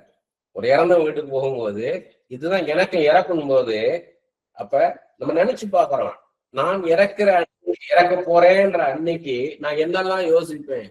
என்னுடைய பாஸ்ட் லைஃப்ல அதோ நான் அப்படியெல்லாம் இருந்திருக்கலாமே. சில பேர் அவனை பார்க்காமலே இருந்திருப்பேன், பார்க்காமலே அவங்களெல்லாம் போய் பார்த்துருக்கலாமே. சிலரெல்லாம் என்ன பண்ணிருப்பேன், நானு எனக்கு சுய இருந்திருக்கும், நான் ஏன் அவங்கள பார்க்கணும் அப்படின்னு நான் ஈகோல இருந்திருப்பேன். ஐயோ நம்ம இறங்கி போய் பார்த்துருக்கலாமேன்னு தோணும். அதுதான் சொல்றாரு. நான் நம்ம இமேஜினேஷன் அப்ப நம்ம இமேஜின் பண்ண ஆரம்பிப்போம் இறக்க போகும்போது. அப்பதான் பாத்தீங்கன்னா நிறைய பேர் இறக்க போகும் பாத்தீங்கன்னா சில பேர்த்த மன்னிப்பு கேட்பாங்க, கை கூப்பி மன்னிப்பு கேட்பாங்க. எல்லாரும் சுத்தி பாக்குறாங்கன்னு நினைக்க மாட்டாங்க. என்னை மன்னிச்சுக்கோங்க அப்படின்னு சொல்லி அவங்களுக்கு எதிராக என்ன செஞ்சாங்களோ அப்படி தெளிவா பேசுவாங்க. இந்த விளக்கு பிரகாசம் எரியும்னா அது அணைய போதுன்னு அர்த்தம்னுவாங்க. பிரகாசம் ஒரு விளக்கு எரியுது அப்படின்னா அந்த அந்த விளக்கு அணைய போதுன்னு அர்த்தம், அந்த உயிர் போக போகுது. அதான் சொல்றாரு அவரு. அந்த இறந்த வீட்டுல என்ன நடக்கும்னு நம்ம யோசிப்போம். நம்ம வீணாக சில பேர் என்ன பண்ணிருப்போம்னா, நம்ம அவங்கள்ட்ட சண்டை போட்டிருப்போம் சில காரியங்கள், சின்ன காரியத்துக்கு அவங்க போய் மன்னிப்பு கேட்போம். அதனால ஒரு துக்க வீட்டுக்கு போ, உன் முடிவை நீ தெரிஞ்சுக்கோ, அப்ப நீ உன்னை கரெக்ட் பண்ணிக்குவ, நீ என்னெல்லாம் சரி பண்ணணுமோ அதெல்லாம் சரி பண்ணிக்குவேன்ற. லூக்கா 12:20 தேவனும் அவனை நோக்கி, மதிகடனே உன் ஆத்துமா உன்னிடத்திலிருந்து இந்த ராத்திரி எடுத்துக் கொள்ளப்படும், அப்பொழுது நீ சேகரித்தவள் யாருடைய ஆகும் என்றார். ஐஸ்வர்யான் நிறைய சேர்த்து வைக்கிறான். அவனை பார்த்து கேட்கிறாரு, இன்னைக்கு ராத்திரி நீ செத்து போனா என்ன பண்ண போறேன்னு கேட்கிற, நீ எல்லாம் சேர்த்து வைக்கிறியே இதெல்லாம் என்ன ஆகும்னு கேட்கிற. இதான் நீங்க நிறைய பேர் என்ன பண்றாங்கன்னா, இந்த உலகத்துல இதை சேர்த்து வச்சிருக்கணும். ஏன்னா அவங்க இதுதான் பாதுகாப்பு நினைக்கிறாங்க. இதுதான் பாதுகாப்பு நினைக்கிறாங்க. ஒருத்தரை நம்பி என்ன பண்ணாங்கன்னா, அவரையே நம்பி குடும்பம் அப்படியே போடாங்க. திடீர்னு பாத்தீங்கன்னா அவர் இறந்துட்டார். அவ்வளவுதான், அந்த குடும்பமே கொலாப்ஸ் ஆயிடுச்சு. அதனாலதான் மனுஷனை நம்பாத, நம்ம உயிர் இருக்க வரைக்கும் தான். அந்த உயிர் போச்சுன்னா ஒன்றும் இல்லை, நாசிலே சுவாசம் உள்ள மனுஷனை நம்பாத. இந்த சுவாசம் நின்று போச்சுன்னா அவன் செத்து போயிடுவான்.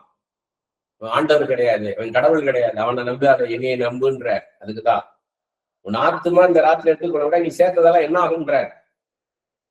எரேமியா 10:23 நான் அடிக்கடி சொல்ற வசனம் இது. கர்த்தாவே, மனுஷனுடைய வழி அவனாலே ஆகிறல்லவென்றும் தன் நடைகளை நடத்துவது நடக்கிறனாலே ஆகிறது என்றும் அறிவேன். மனுஷனுடைய வழி அவனாலே ஆகிறது இல்ல. என் வழி நான் அப்படி பண்ணிக்குவேன்னு சொல்ல முடியுமா? சொல்ல முடியாது. நான் இப்படி நடந்து போயிருவான், அப்படி நடத்திக்குவேன் என் லைஃப் சொல்ல முடியுமா? பண்ண முடியாது. எல்லாம் அவர் நடத்தினாதான் உண்டு. எனக்கு அவர் என்னைய நடத்தினாதான் உண்டு. அவர் தான் எனக்கு எல்லாமே செஞ்சு கொடுக்கணும். நான் இப்படி போய் அதை சாதிச்சிருவேன், நான் இப்படி போய் இப்படி பண்ணிக்குவேன், எல்லாம் ஒண்ணுமே பண்ண முடியாதுன்றாரு. எல்லாமே உங்களுடைய கையில இருக்குது, நீங்க தான் எனக்கு எல்லாம் செய்து தரணும். அதுக்கு ஆண்டவர் பாருங்க, ஏசாயா 14:24 பேசுறாரு பாருங்க. நான் நினைத்திருக்கிறபடியே நடக்கும், நான் நிர்ணயித்தபடியே நிலை நிற்கும் என்று சேனையின் கர்த்தர் ஆணையிட்டு சொன்னார். What I thought and planned இருக்கு, இங்கிலீஷ் அழகா இருக்கு. What I thought, what I have planned. நான் என்ன நினைச்சேனோ, எப்படி திட்டமிட்டேனோ அப்படிதான் நான் செய்வேன்ற. எல்லாமே நான் என்ன நினைக்கிறேனோ, நான் எப்படி திட்டமிடுறேனோ அப்படிதான் பண்ண முடியும். அதான் நான் செய்வேன், அதான் நடக்கும். உன் கையில எதுவும் இல்லைன்ற.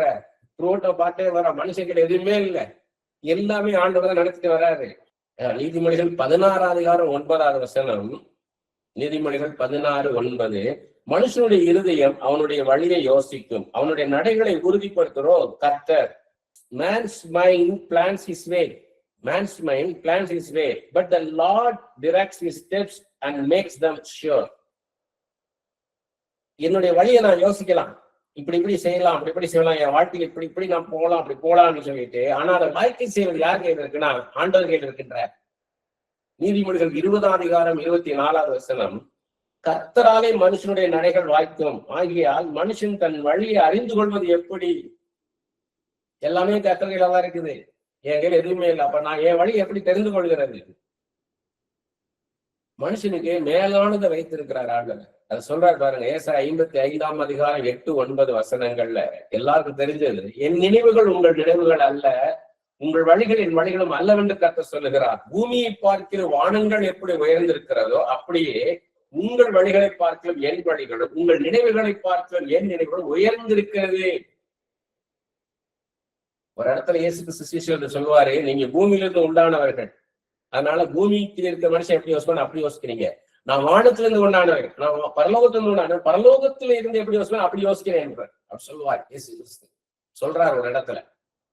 அதுதான் இங்க, நீங்க பூமியிலிருந்து இதுதான் இப்படித்தான் நீ பிளான் பண்ற, ஆனா நான் பரலோகத்துல உன்னை குறிச்சு இப்படி நான் பிளான் பண்ணி வச்சிருக்கிறேன், இப்படி உன்னை நடத்த போறேன்ற.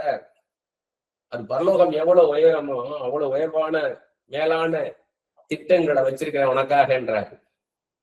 ஏசாயா 64ஆம் அதிகாரம் 4வது வசனம், தேவனே உமக்கு காத்திருக்கிறவர்கள் நீ செய்பவைகளை நீரே அல்லாமல் உலக தோற்றம் முதற்கொண்டு ஒருவரும் கேட்டதும் இல்லை, செவியால் உணர்ந்ததும் இல்லை, அவைகளை கண்டதும் இல்லை. அவருக்காக காத்திருக்கிறவங்க, ஆண்டவர் செய்யணும் எனக்காக, சுயமாக செயல்படாதபடிக்கு எனக்கு ஆண்டவரே சார்ந்திருந்த, ஆண்டவரே நீ எனக்கு செய்யுமப்பா செய்யுமப்பா செய்யுமப்பான்னு சொல்லி யாரு காத்திருக்காங்களோ அவங்களுக்கு அவர் செய்கிறத ஒருவரும் கேட்டதும் இல்லை. அதை குறிச்சு யாரும் இப்படித்தான் கேட்டதில்லை, செவியால் உணர்ந்ததும் இல்லை, அவைகளை கண்டதும் இல்லை.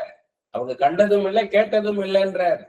உனக்காக நான் செய்து வைத்திருப்பத ஒருத்தரும் கண்டதும் இல்லை கேட்டதும் இல்லை, அதனால அப்படி இருக்கும் இப்படி இருக்கும்னு சொன்னாலும் நீ கேட்டுக்கிட்டு இருக்காதுன்ற. அதை அழகா 1 பவுல் கொஞ்சம் விளக்கமா சொல்றாரு பாருங்க.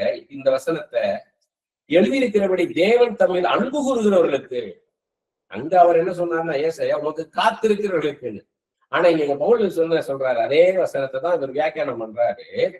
தேவன் தம்மில் அன்பு கூறுவர்களுக்கு ஆயத்தம் பண்ணினவைகளை, யார் அவர்கிட்ட அன்பு கூறுறாங்களோ அவங்களுக்காக ஒரு வாழ்க்கைய அது உருவாக்கி வச்சிருக்கிறாரு. அதை கண் காணாமலை, இதுவரைக்கும் ஒருத்தரும் கண்டதில்லை, காது கேட்கவும் இல்லை. அதை குறிச்சு யாராவது சொன்னாங்கன்னா இல்ல, அப்படி கிடையாது. அது அவைகள் மனுஷனுடைய இருதயத்தில் தோன்றவும் இல்லை. இதுவரைக்கும் நீ பார்த்தது மாதிரிலாம் கிடையாது. இதுவரைக்கும் நீ கேட்டிருப்ப, அங்க எனக்கு அப்படி செஞ்சார் ஆண்டு அப்படி செஞ்சாருன்னு, அப்படிலாம் கிடையாது. அது மனுஷனுடைய இருதயத்துல இதுவரைக்கும் தோன்றவே இல்லை. அப்படிப்பட்ட மேலான காரியத்தை உனக்காக நான் உருவாக்கி வச்சிருக்கிறேன். No one has heard nor perceived nor seen. ஒருத்தர் அதை பார்த்ததுல இப்படித்தான்லாம் கிரகிக்கவே முடியாதுன்றார். இது உனக்காக புதுசா நான் செஞ்சிருக்கிற வாழ்க்கைய, மத்தவங்க வாழ்க்கையை பார்த்து நீ ஏமாந்து போகாத, அப்படித்தான் சொல்லி உனக்காக பிரத்யேகமாக வாழ்க்கையை நான் வச்சிருக்கிறேன்றார். புலம்பல் 3ஆம் அதிகாரம் 22-23 வசனத்துல சொல்றாரு, நாம் நிர்மூலமாகாது இருக்கிறதே கர்த்தருடைய கிருபையே, நாட் கன்சியூம்டு. நம்ம உயிரோடு இருக்கிறோம், அழியாம செத்து போகாம உயிரோடு இருக்கிறோம், சுகத்தோட இருக்கிறோம், சமாதானத்தோடு சந்தோஷத்தோடு விடுதலையோடு இருக்கிறோம்னா அது கர்த்தருடைய கிருபை. அது எங்க இருந்தோ வரல, அது தானா வரல, நாம உண்டாக்கல. ஆண்டவர் தான் நமக்கு உயிரோட வச்சிருக்கிறார். ஆண்டவர் தான் நம்மளை பாதுகாத்து வச்சிருக்கிறார். நம்ம உயிரோடு இருக்கிறேன்னா அது என் கையில கிடையாது, என் ஜீவன் என் கையில கிடையாது. யோபு சொன்னார் இல்லையா, என் ஜீவன் நம்முடைய கரத்தில் இருக்கு. தானியல் சொன்னாரு, நம்முடைய சுவாசத்தை கர்த்தர் அவர் கரத்துல வச்சிருக்கிறார். மத்தேயு 10:30 சொல்றாங்க, வேதத்துல பாக்குறோம், நம்மளுடைய தலையில முழுக்க முடியெல்லாம் எண்ணி வச்சிருக்கிறார், அவர் சித்தம் இல்லாம ஒரு முடி கூட விழாதுன்ற. அதான் சொல்றாரு, அவைகள் காலைதோறும் புதியவைகள். கர்த்தருடைய கிருபை, அவருடைய இரக்கங்களுக்கு முடிவில்லை. அவர் நமக்கு பாராட்டின இரக்கத்துக்கு முடிவே கிடையாது. இவ்வளவு நாள் இவ்வளவு இறக்கம் பாராட்டினார்னா நீங்க அடுத்து இன்னும் இறக்கம் பாராட்டுவார், இன்னும் இறக்கம் பாராட்டுவார். எவ்வளவு இறக்கம் பாராட்டுவார் சொல்ல முடியாது, அதுக்கு முடிவே கிடையாது. மனதுருக்கம் உள்ள தேவன், நம்ம மேல அவர் இறங்குறது, மனம் இறங்குறது ஒருத்தராலும் கண்டுபிடிக்க முடியாது. அது எவ்வளவு பெருசு மனித அறிவினால சொல்லவே முடியாது. அவைகள் காலைதோறும் புதியவைகள். புதுசா இருக்குன்றாரு. அந்த இரக்கங்கள் புதுசு புதுசா இருக்கு. அந்த கிருபையா இறக்கப்படுறாரு. அது புதுசா இருக்குது. நாள்தோறும் காலைதோறும் என்ன அர்த்தம்? எப்படி ஒவ்வொரு நாளும் புதுசா இருக்கும், அப்படி போல கிருபியின் மேல கிருபையை பெற்றுக்கொண்டு போய் கொண்டிருக்கிறான். உங்கள் உண்மை பெரிதாக இருக்குது. ஃபெய்த்ஃபுல்னஸ், கிரேட் ஃபெய்த்ஃபுல்னஸ் இருக்கு இங்கிலீஷ் பைபிள்ல. அவர் நமக்கு உண்மையா இருக்கிறது போல யாரும் உண்மையா இருக்க முடியாது. அவருடைய அன்பு உண்மையானது. நம்ம மேல வச்சிருக்கிற அன்பு உண்மையானது. அவருடைய நீதி உண்மை, நியாயம் உண்மை, சத்தியம். அவருக்காக சகலத்தை உருவாக்கி இருக்கிறார். அதான் இப்ப மெயின். நீதிமொழிகள் 16:4 இவ்வளவு பார்த்தோம். ஆண்டவர் மனுஷனை சிருஷ்டித்தார். மனுஷனுக்கு ஒவ்வொரு காலகட்டம் எப்படி இருக்கும்ன்றதெல்லாம் இப்படித்தான்றதா சொன்னார் நம்மளுக்கு. அப்ப என்ன சொல்றார்? நீதிமொழிகள் 16:4 கர்த்தர் சகலத்தின் தமக்கென்று படைத்தார். எல்லாத்தையும் அவர் எப்படி படைச்சாருன்னா மனுஷனுக்காக படைச்சார். மனுஷனை ஏற்றது அவருக்காக படைச்சார். என்ன யார் படைச்சார்? அவருக்காக என்னை படைச்சிருக்கிறார். தீங்கு நாளுக்காக துன்மார்க்கனை உண்டாக்கினார். என்ன அர்த்தம்னா, ஒரு துன்மார்க்கம் ஒரு காரியம் நடத்தினா அவனை உண்டாக்குனது கர்த்தர் தான். அவனுக்கு ஒரு துன்மார்க்கமான நாள் வருது, துக்கத்தின் நாள் வருதுன்னா அது அவனால வந்தது. இதெல்லாம் கர்த்தர் நியமிச்சதுதான். கர்த்தர் அறியாத காரியமே இல்லை. ஏன் கர்த்தர் தான் அனுமதிக்க நினைக்காத எனக்கு தெரியும்ன்றார். ரோமர் 11:36 சகலமும் அவராலும் அவர் மூலமாயும் அவருக்காக இருக்கிறது. அப்படி சொல்றாரு பாருங்க. From him, through him, to him. அவர்தான் உண்டாக்கினார். அவர் மூலமா தான் நம்ம அந்த உலகத்துக்கு வந்தோம். அவருக்காக தான் நம்ம இருக்கிறோம். அவருக்கு என்னன்றது மகிமையுள்ள ஆமென். For all things originate with him and come from him. All things live through him and all things settle in and tend to consummate and to end in him. அவருக்குள்ளதான் எல்லாமே இருக்குது. நாம் அவருக்குள்ளதான் இருக்கிறோம். அவருக்குள்ளதான் இருக்கிறோம், பிழைக்கிறோம், அசைகிறோம் அப்படின்னு அப்போஸ்தலர்ல பார்க்கிறோம். அவர் தான் எல்லாமே. அவர் தான் உண்டாக்குனார். இதுதான் அவருக்காக உண்டாக்கி இருக்கிறார். நாம் அவரிடத்துல அன்பு கூறணும், அவர் நம்ம இடத்துல அன்பு கூறணும். அதுக்குதான் உருவாக்கி இருக்கிறார். அதுதான் ஊழியம் செய்யறதெல்லாம் பெரிய காரியம் கிடையாது. அவரை நேசிக்கிறோமா, அவர் பாதத்துல உட்கார்ந்து இருக்கோமா, அதைத்தான் அவர் விரும்புறார். அதைத்தான் மாத்தாளை பார்த்து சொன்னார். மாத்தாள் சமைக்கிறதுலயே மும்முரமா இருந்தாங்க. மரியாள் பார்த்து உட்காந்து சொல்றதெல்லாம் கேட்டுட்டு இருந்தாங்க. சொன்னாரு. மாத்தாள் கேட்டாங்க, அவளுக்கு ஒரு வார்த்தை சொல்லக்கூடாதா, மரியாளுக்கு ஹெல்ப் பண்ண சொல்லக்கூடாதான்னு. அப்பதான் ஆண்டவர் சொன்னாரு, மாத்தாளே நீ அநேக காரியங்களை குறித்து வருத்தப்படுகிற, தேவையானது ஒன்றே, மரியாள் தன்னை விட்டுட்டு கூடாத, நல்லவனை தெரிந்து கொண்டாள். அவரை நேசிக்கணும். ஊழியம் அடுத்ததுதான். முதல்ல அவரை நேசிக்கணும், அவரோடு கூட இருக்கணும். அதான் அவர் எதிர்பார்க்கிறார். கொலோசியர் 1:16 அதான் சொல்றாரு. எபிரேயர் 2:10 அதான் சொல்றாரு. எபிரேயர் 2:10 என்ன சொல்றாருன்னா, தமக்காகவும் தம்மாலையும் சகலத்தை உண்டாக்கினவர். அவர் தான் உண்டாக்கினார், தமக்காக உண்டாக்கினார். ஏசாயா 48:17 பாக்குறோம். இஸ்ரவேலின் பரிசுத்தராய் இருக்கிற உன் மீட்பரான கர்த்தர் சொல்லுகிறதாவது. மீட்பரான கர்த்தர்னா என்ன அர்த்தம்? இஸ்ரவேலின் பரிசுத்தராகிய அப்படின்னா ஹோலி ஒன் ஆஃப் இஸ்ரேல். பரிசுத்தராய் இருக்கிற இஸ்ரவேலின் பரிசுத்தராய் இருக்கிற உன் மீட்பரான கர்த்தர் சொல்லுகிறதாவது, புரோஜனமாய் இருக்கிறதை உனக்கு போதித்து நீ நடக்க வேண்டிய வழியில உன்னை நடத்துகிறவன் தேவனாகி கர்த்தர் நானே. புரோஜனமானதை நான் உனக்கு போதிப்பேன். போதித்து உன்னை என்ன பண்ண, நானு உன்னை நடத்துறது நான் தான் அப்படி சொல்றாரு. ஏதோ உற்றில்ல அவர் நம்மள அப்படியே. தீக்குருவி பாத்தீங்கன்னா யோக புஸ்தகத்துல பார்க்கலாம். தீக்குருவின்னு அந்த தீக்குருவி என்ன பண்ணணும்னா, அது முட்டையை போடும். முட்டையை போட்டு அது பாட்டு போயிருமா. அது குதிரை மிதிச்சு போடுமே, உடஞ்சு போகுமே, உள்ள இருக்கிற குஞ்சு செத்து போகுமே நினைக்காதான். அது பாட்டு போயிருமா. அப்படி போல இல்லை இவரு. உனக்கு பிரயோஜனமானதை நான் போதிக்கிறேன். போதிச்சு உன்னை நடத்துகிற தேவன் நானேன்ற, உன்னை நான் தான் நடத்துறேன்றார். உன் கூடியே என்னோட நடத்துறது நான் தான்றார். ஏசாயா 30:21 சொல்றாரு, நீங்கள் வலதுபுறமாய் சாயும் போதும் இடதுபுறமாய் சாயும் போதும் வழி இதுவே நடவுகள் என்று உங்களுக்கு பின்னாலே சொல்லும் வார்த்தை உங்கள் காதுகள் கேட்கும். சாயும் போது நம்ம நினைக்க விழுந்துட்டோம் இல்ல, டேர்ன் பண்ணும் போது இருக்கு இங்கிலீஷ் பைபிள்ல. நீங்க திரும்பும் போது, நீங்க வலதுபுறமாய் திரும்பும் போதும் இடதுபுறமாய் திரும்பும் போதும், இப்படி போகணுமோ, இப்படி போலாமா, இப்படி போலாமா, இப்படி வேலைக்கு போயிடலாமா, இல்ல இப்படி பிசினஸ் தொடங்கலாமா அப்படின்லாம் நீ யோசிக்கிற. இப்படி போலாம் அப்படி போலாமான்னு வழி இதுவே, இதிலே நடவுங்கள் என்று உங்களுக்கு பின்னாலே சொல்லும் வார்த்தை உங்கள் காதுகள் கேட்கும். Your ears will hear a word behind you. நான் சொல்லுவேன் உங்களுக்கு, இப்படி நடவேன். நீ குழப்பமா இருக்கும் போது, நீ கன்ஃபியூஸ்டா இருக்கும் போது, இப்படி செய்யலாமா அப்படி போலாமா, இப்படி போலாமா இப்படி செய்யலாமா அப்படி செய்யலாமான்னு சொல்லி நீ குழம்பும் போது நான் உனக்கு வழியை காமிப்பேன், இப்படியாக நடன்ற. கைவிடல அவரு. சங்கீதம் 32:8 தாவீதுடைய சங்கீதம். நான் உனக்கு போதித்து நீ நடக்க வேண்டிய வழியை உனக்கு காட்டுவேன், உனக்கு நான் கற்றுக் கொடுப்பேன். ஏன் அப்படி நடக்கணும், இதுனால இந்த வழியில நடக்கணும் என்பதை உனக்கு நடத்தி உனக்கு இந்த வழியை காட்டுவேன். உண்மையில் என் கண்ணை வைத்து உனக்கு ஆலோசனை சொல்லுவேன், உனக்கு ஆலோசனை சொல்லுவேன் நான் என்றாரு. 1 கொரிந்தியர் 16:33 பாத்தீங்கன்னா, நான் கலகத்துக்கு தேவனாயிராமல் சமாதானத்துக்கு தேவனாய் இருக்கிறேன் என்றார். I'm not God of confusion, I'm God of clarity and conclusion. ஒரு இப்படி போனா கரெக்டா இருக்குன்னு காமிக்கிறார். என் நேரத்துல சொல்லும் போது ஆண்டவர்கள் குணத்திற காரியம், நகோமி பின்னாடியே ரூத் வந்துட்டாங்க விடாப்படியா. உன் தேவன் தான் என் தேவன், நீ எங்க இருந்து இறந்து போய் அங்கதான் நானும் இறந்து போவேன் கூட வந்துட்டாங்க. அப்ப போவாஸ் உடைய வயல்ல தான் போய் அங்க போய் கதிரக்க போறவங்க சிந்தர கதிரெல்லாம் பறக்கிட்டு வராங்க. போவாசும் அதை அனுமதிக்கிறாரு, தூரத்து சொந்தம் சொல்லி. அப்ப நகோமிக்கு தோணுது, இவ இப்படி இருக்காரு, இப்படியே இருந்துடக்கூடாது, வா இவனுக்கு ஒரு வாழ்க்கை துணை வேணும், இவனுக்குன்னு ஒரு வாழ்க்கை வேணும் அப்படின்னு சொல்றாங்க. உனக்கு ஒரு வாழ்க்கை துணை அவசியம், நீ திருமணம் செய்யணும்ன்றாங்க. உடனே அதை ஏத்துக்கிறாங்க, ரூத் ஏத்துக்கிறாங்க. அப்பதான் போவாஸ் வாழ்க்கை துணையா வராது.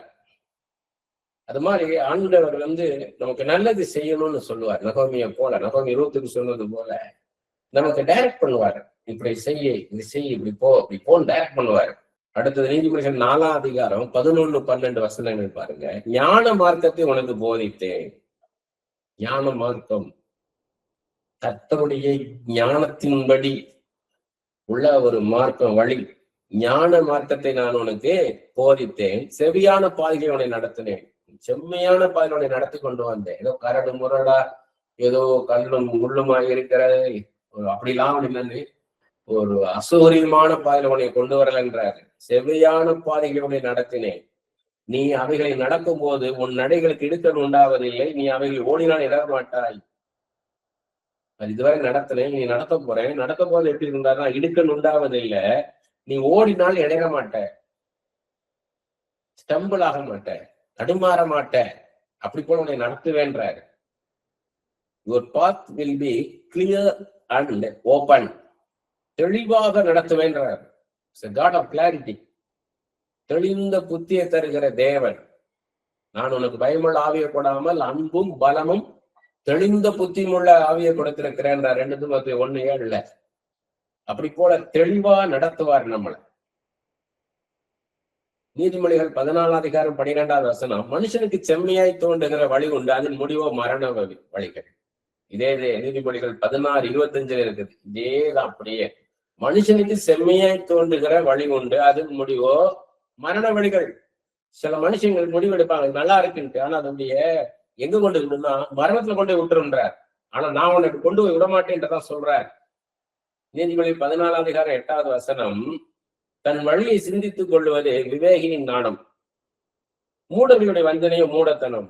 தன் வழியை சிந்தித்துக் கொள்வதுன்னா ways and purpose of God. ஆண்டவருடைய வழி, எனக்காக ஆண்டவர் என்ன வழி வச்சிருக்கிறாருன்னு சிந்தித்துக் கொள்வது விவேகியின் ஞானம். விவேகினா பின்னால நடக்க போறத முன்னாலேயே யோசிச்சு பாக்குறவன் தான், அதுதான் விவேகம். விவேகி தெரியுமா? தன் வழியை சிந்தித்துக் கொள்வது, கர்த்தர் தனக்காக வைத்திருக்கிற வழியை சிந்தித்துக் கொள்வது விவேகியின் ஞானம். மூடர்களுடைய வஞ்சனையோ மூடத்தனம். செல்ஃப் கான்பிடென்ட் பீப்புள சொல்றார். மூடன்னா இங்க ஃபூல்னு சொல்ற அந்த அர்த்தத்துல இல்ல, செல்ஃப் கான்பிடென்டா. அது என்ன அழிவுக்கு நேரா போயிரும்ன்றார். சுயமா நானும் அப்படி போயிடலாம், அப்படி போயிடலாம் புத்திசாலித்தனமா நினைச்சேன்னா அழிவுக்கு நேரா போயிருவேன். ஆனா என்னைய நம்பி வா, நான் உன்னை நடத்துறேன் அப்படின்றார். நீதிமொழி 14 அதிகாரம் 15வது வசனம், பேதையானவன் எந்த வார்த்தையை நம்புவான்? ஒண்ணும் தெரியாதவன், எதுவுமே தெரியாதவன் எல்லாத்தையும் நம்புவான், யார் சொன்னாலும் கேட்டுட்டு இருப்பான். விவேகியோ தன் நடையின் மேல் கவனமா இருக்கிறான். The prudent man looks and considers well where he is going. Considers well.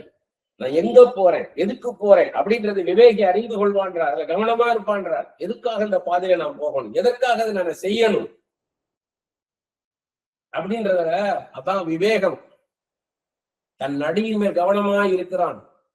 நான் எதுக்காக இதை செய்யணும், இந்த நோக்கம் என்ன, இது எங்க போய் முடியும், அதுல கவனமா இருப்பான்ற. அடுத்தது நீதிமொழி 22 அதிகாரம் 3வது வசனம், விவேகி ஆபத்தை கண்டு மறைந்து கொள்ளுகிறான், பேதைகள் நெடுக போய் தண்டிக்கப்படுகிறார்கள்.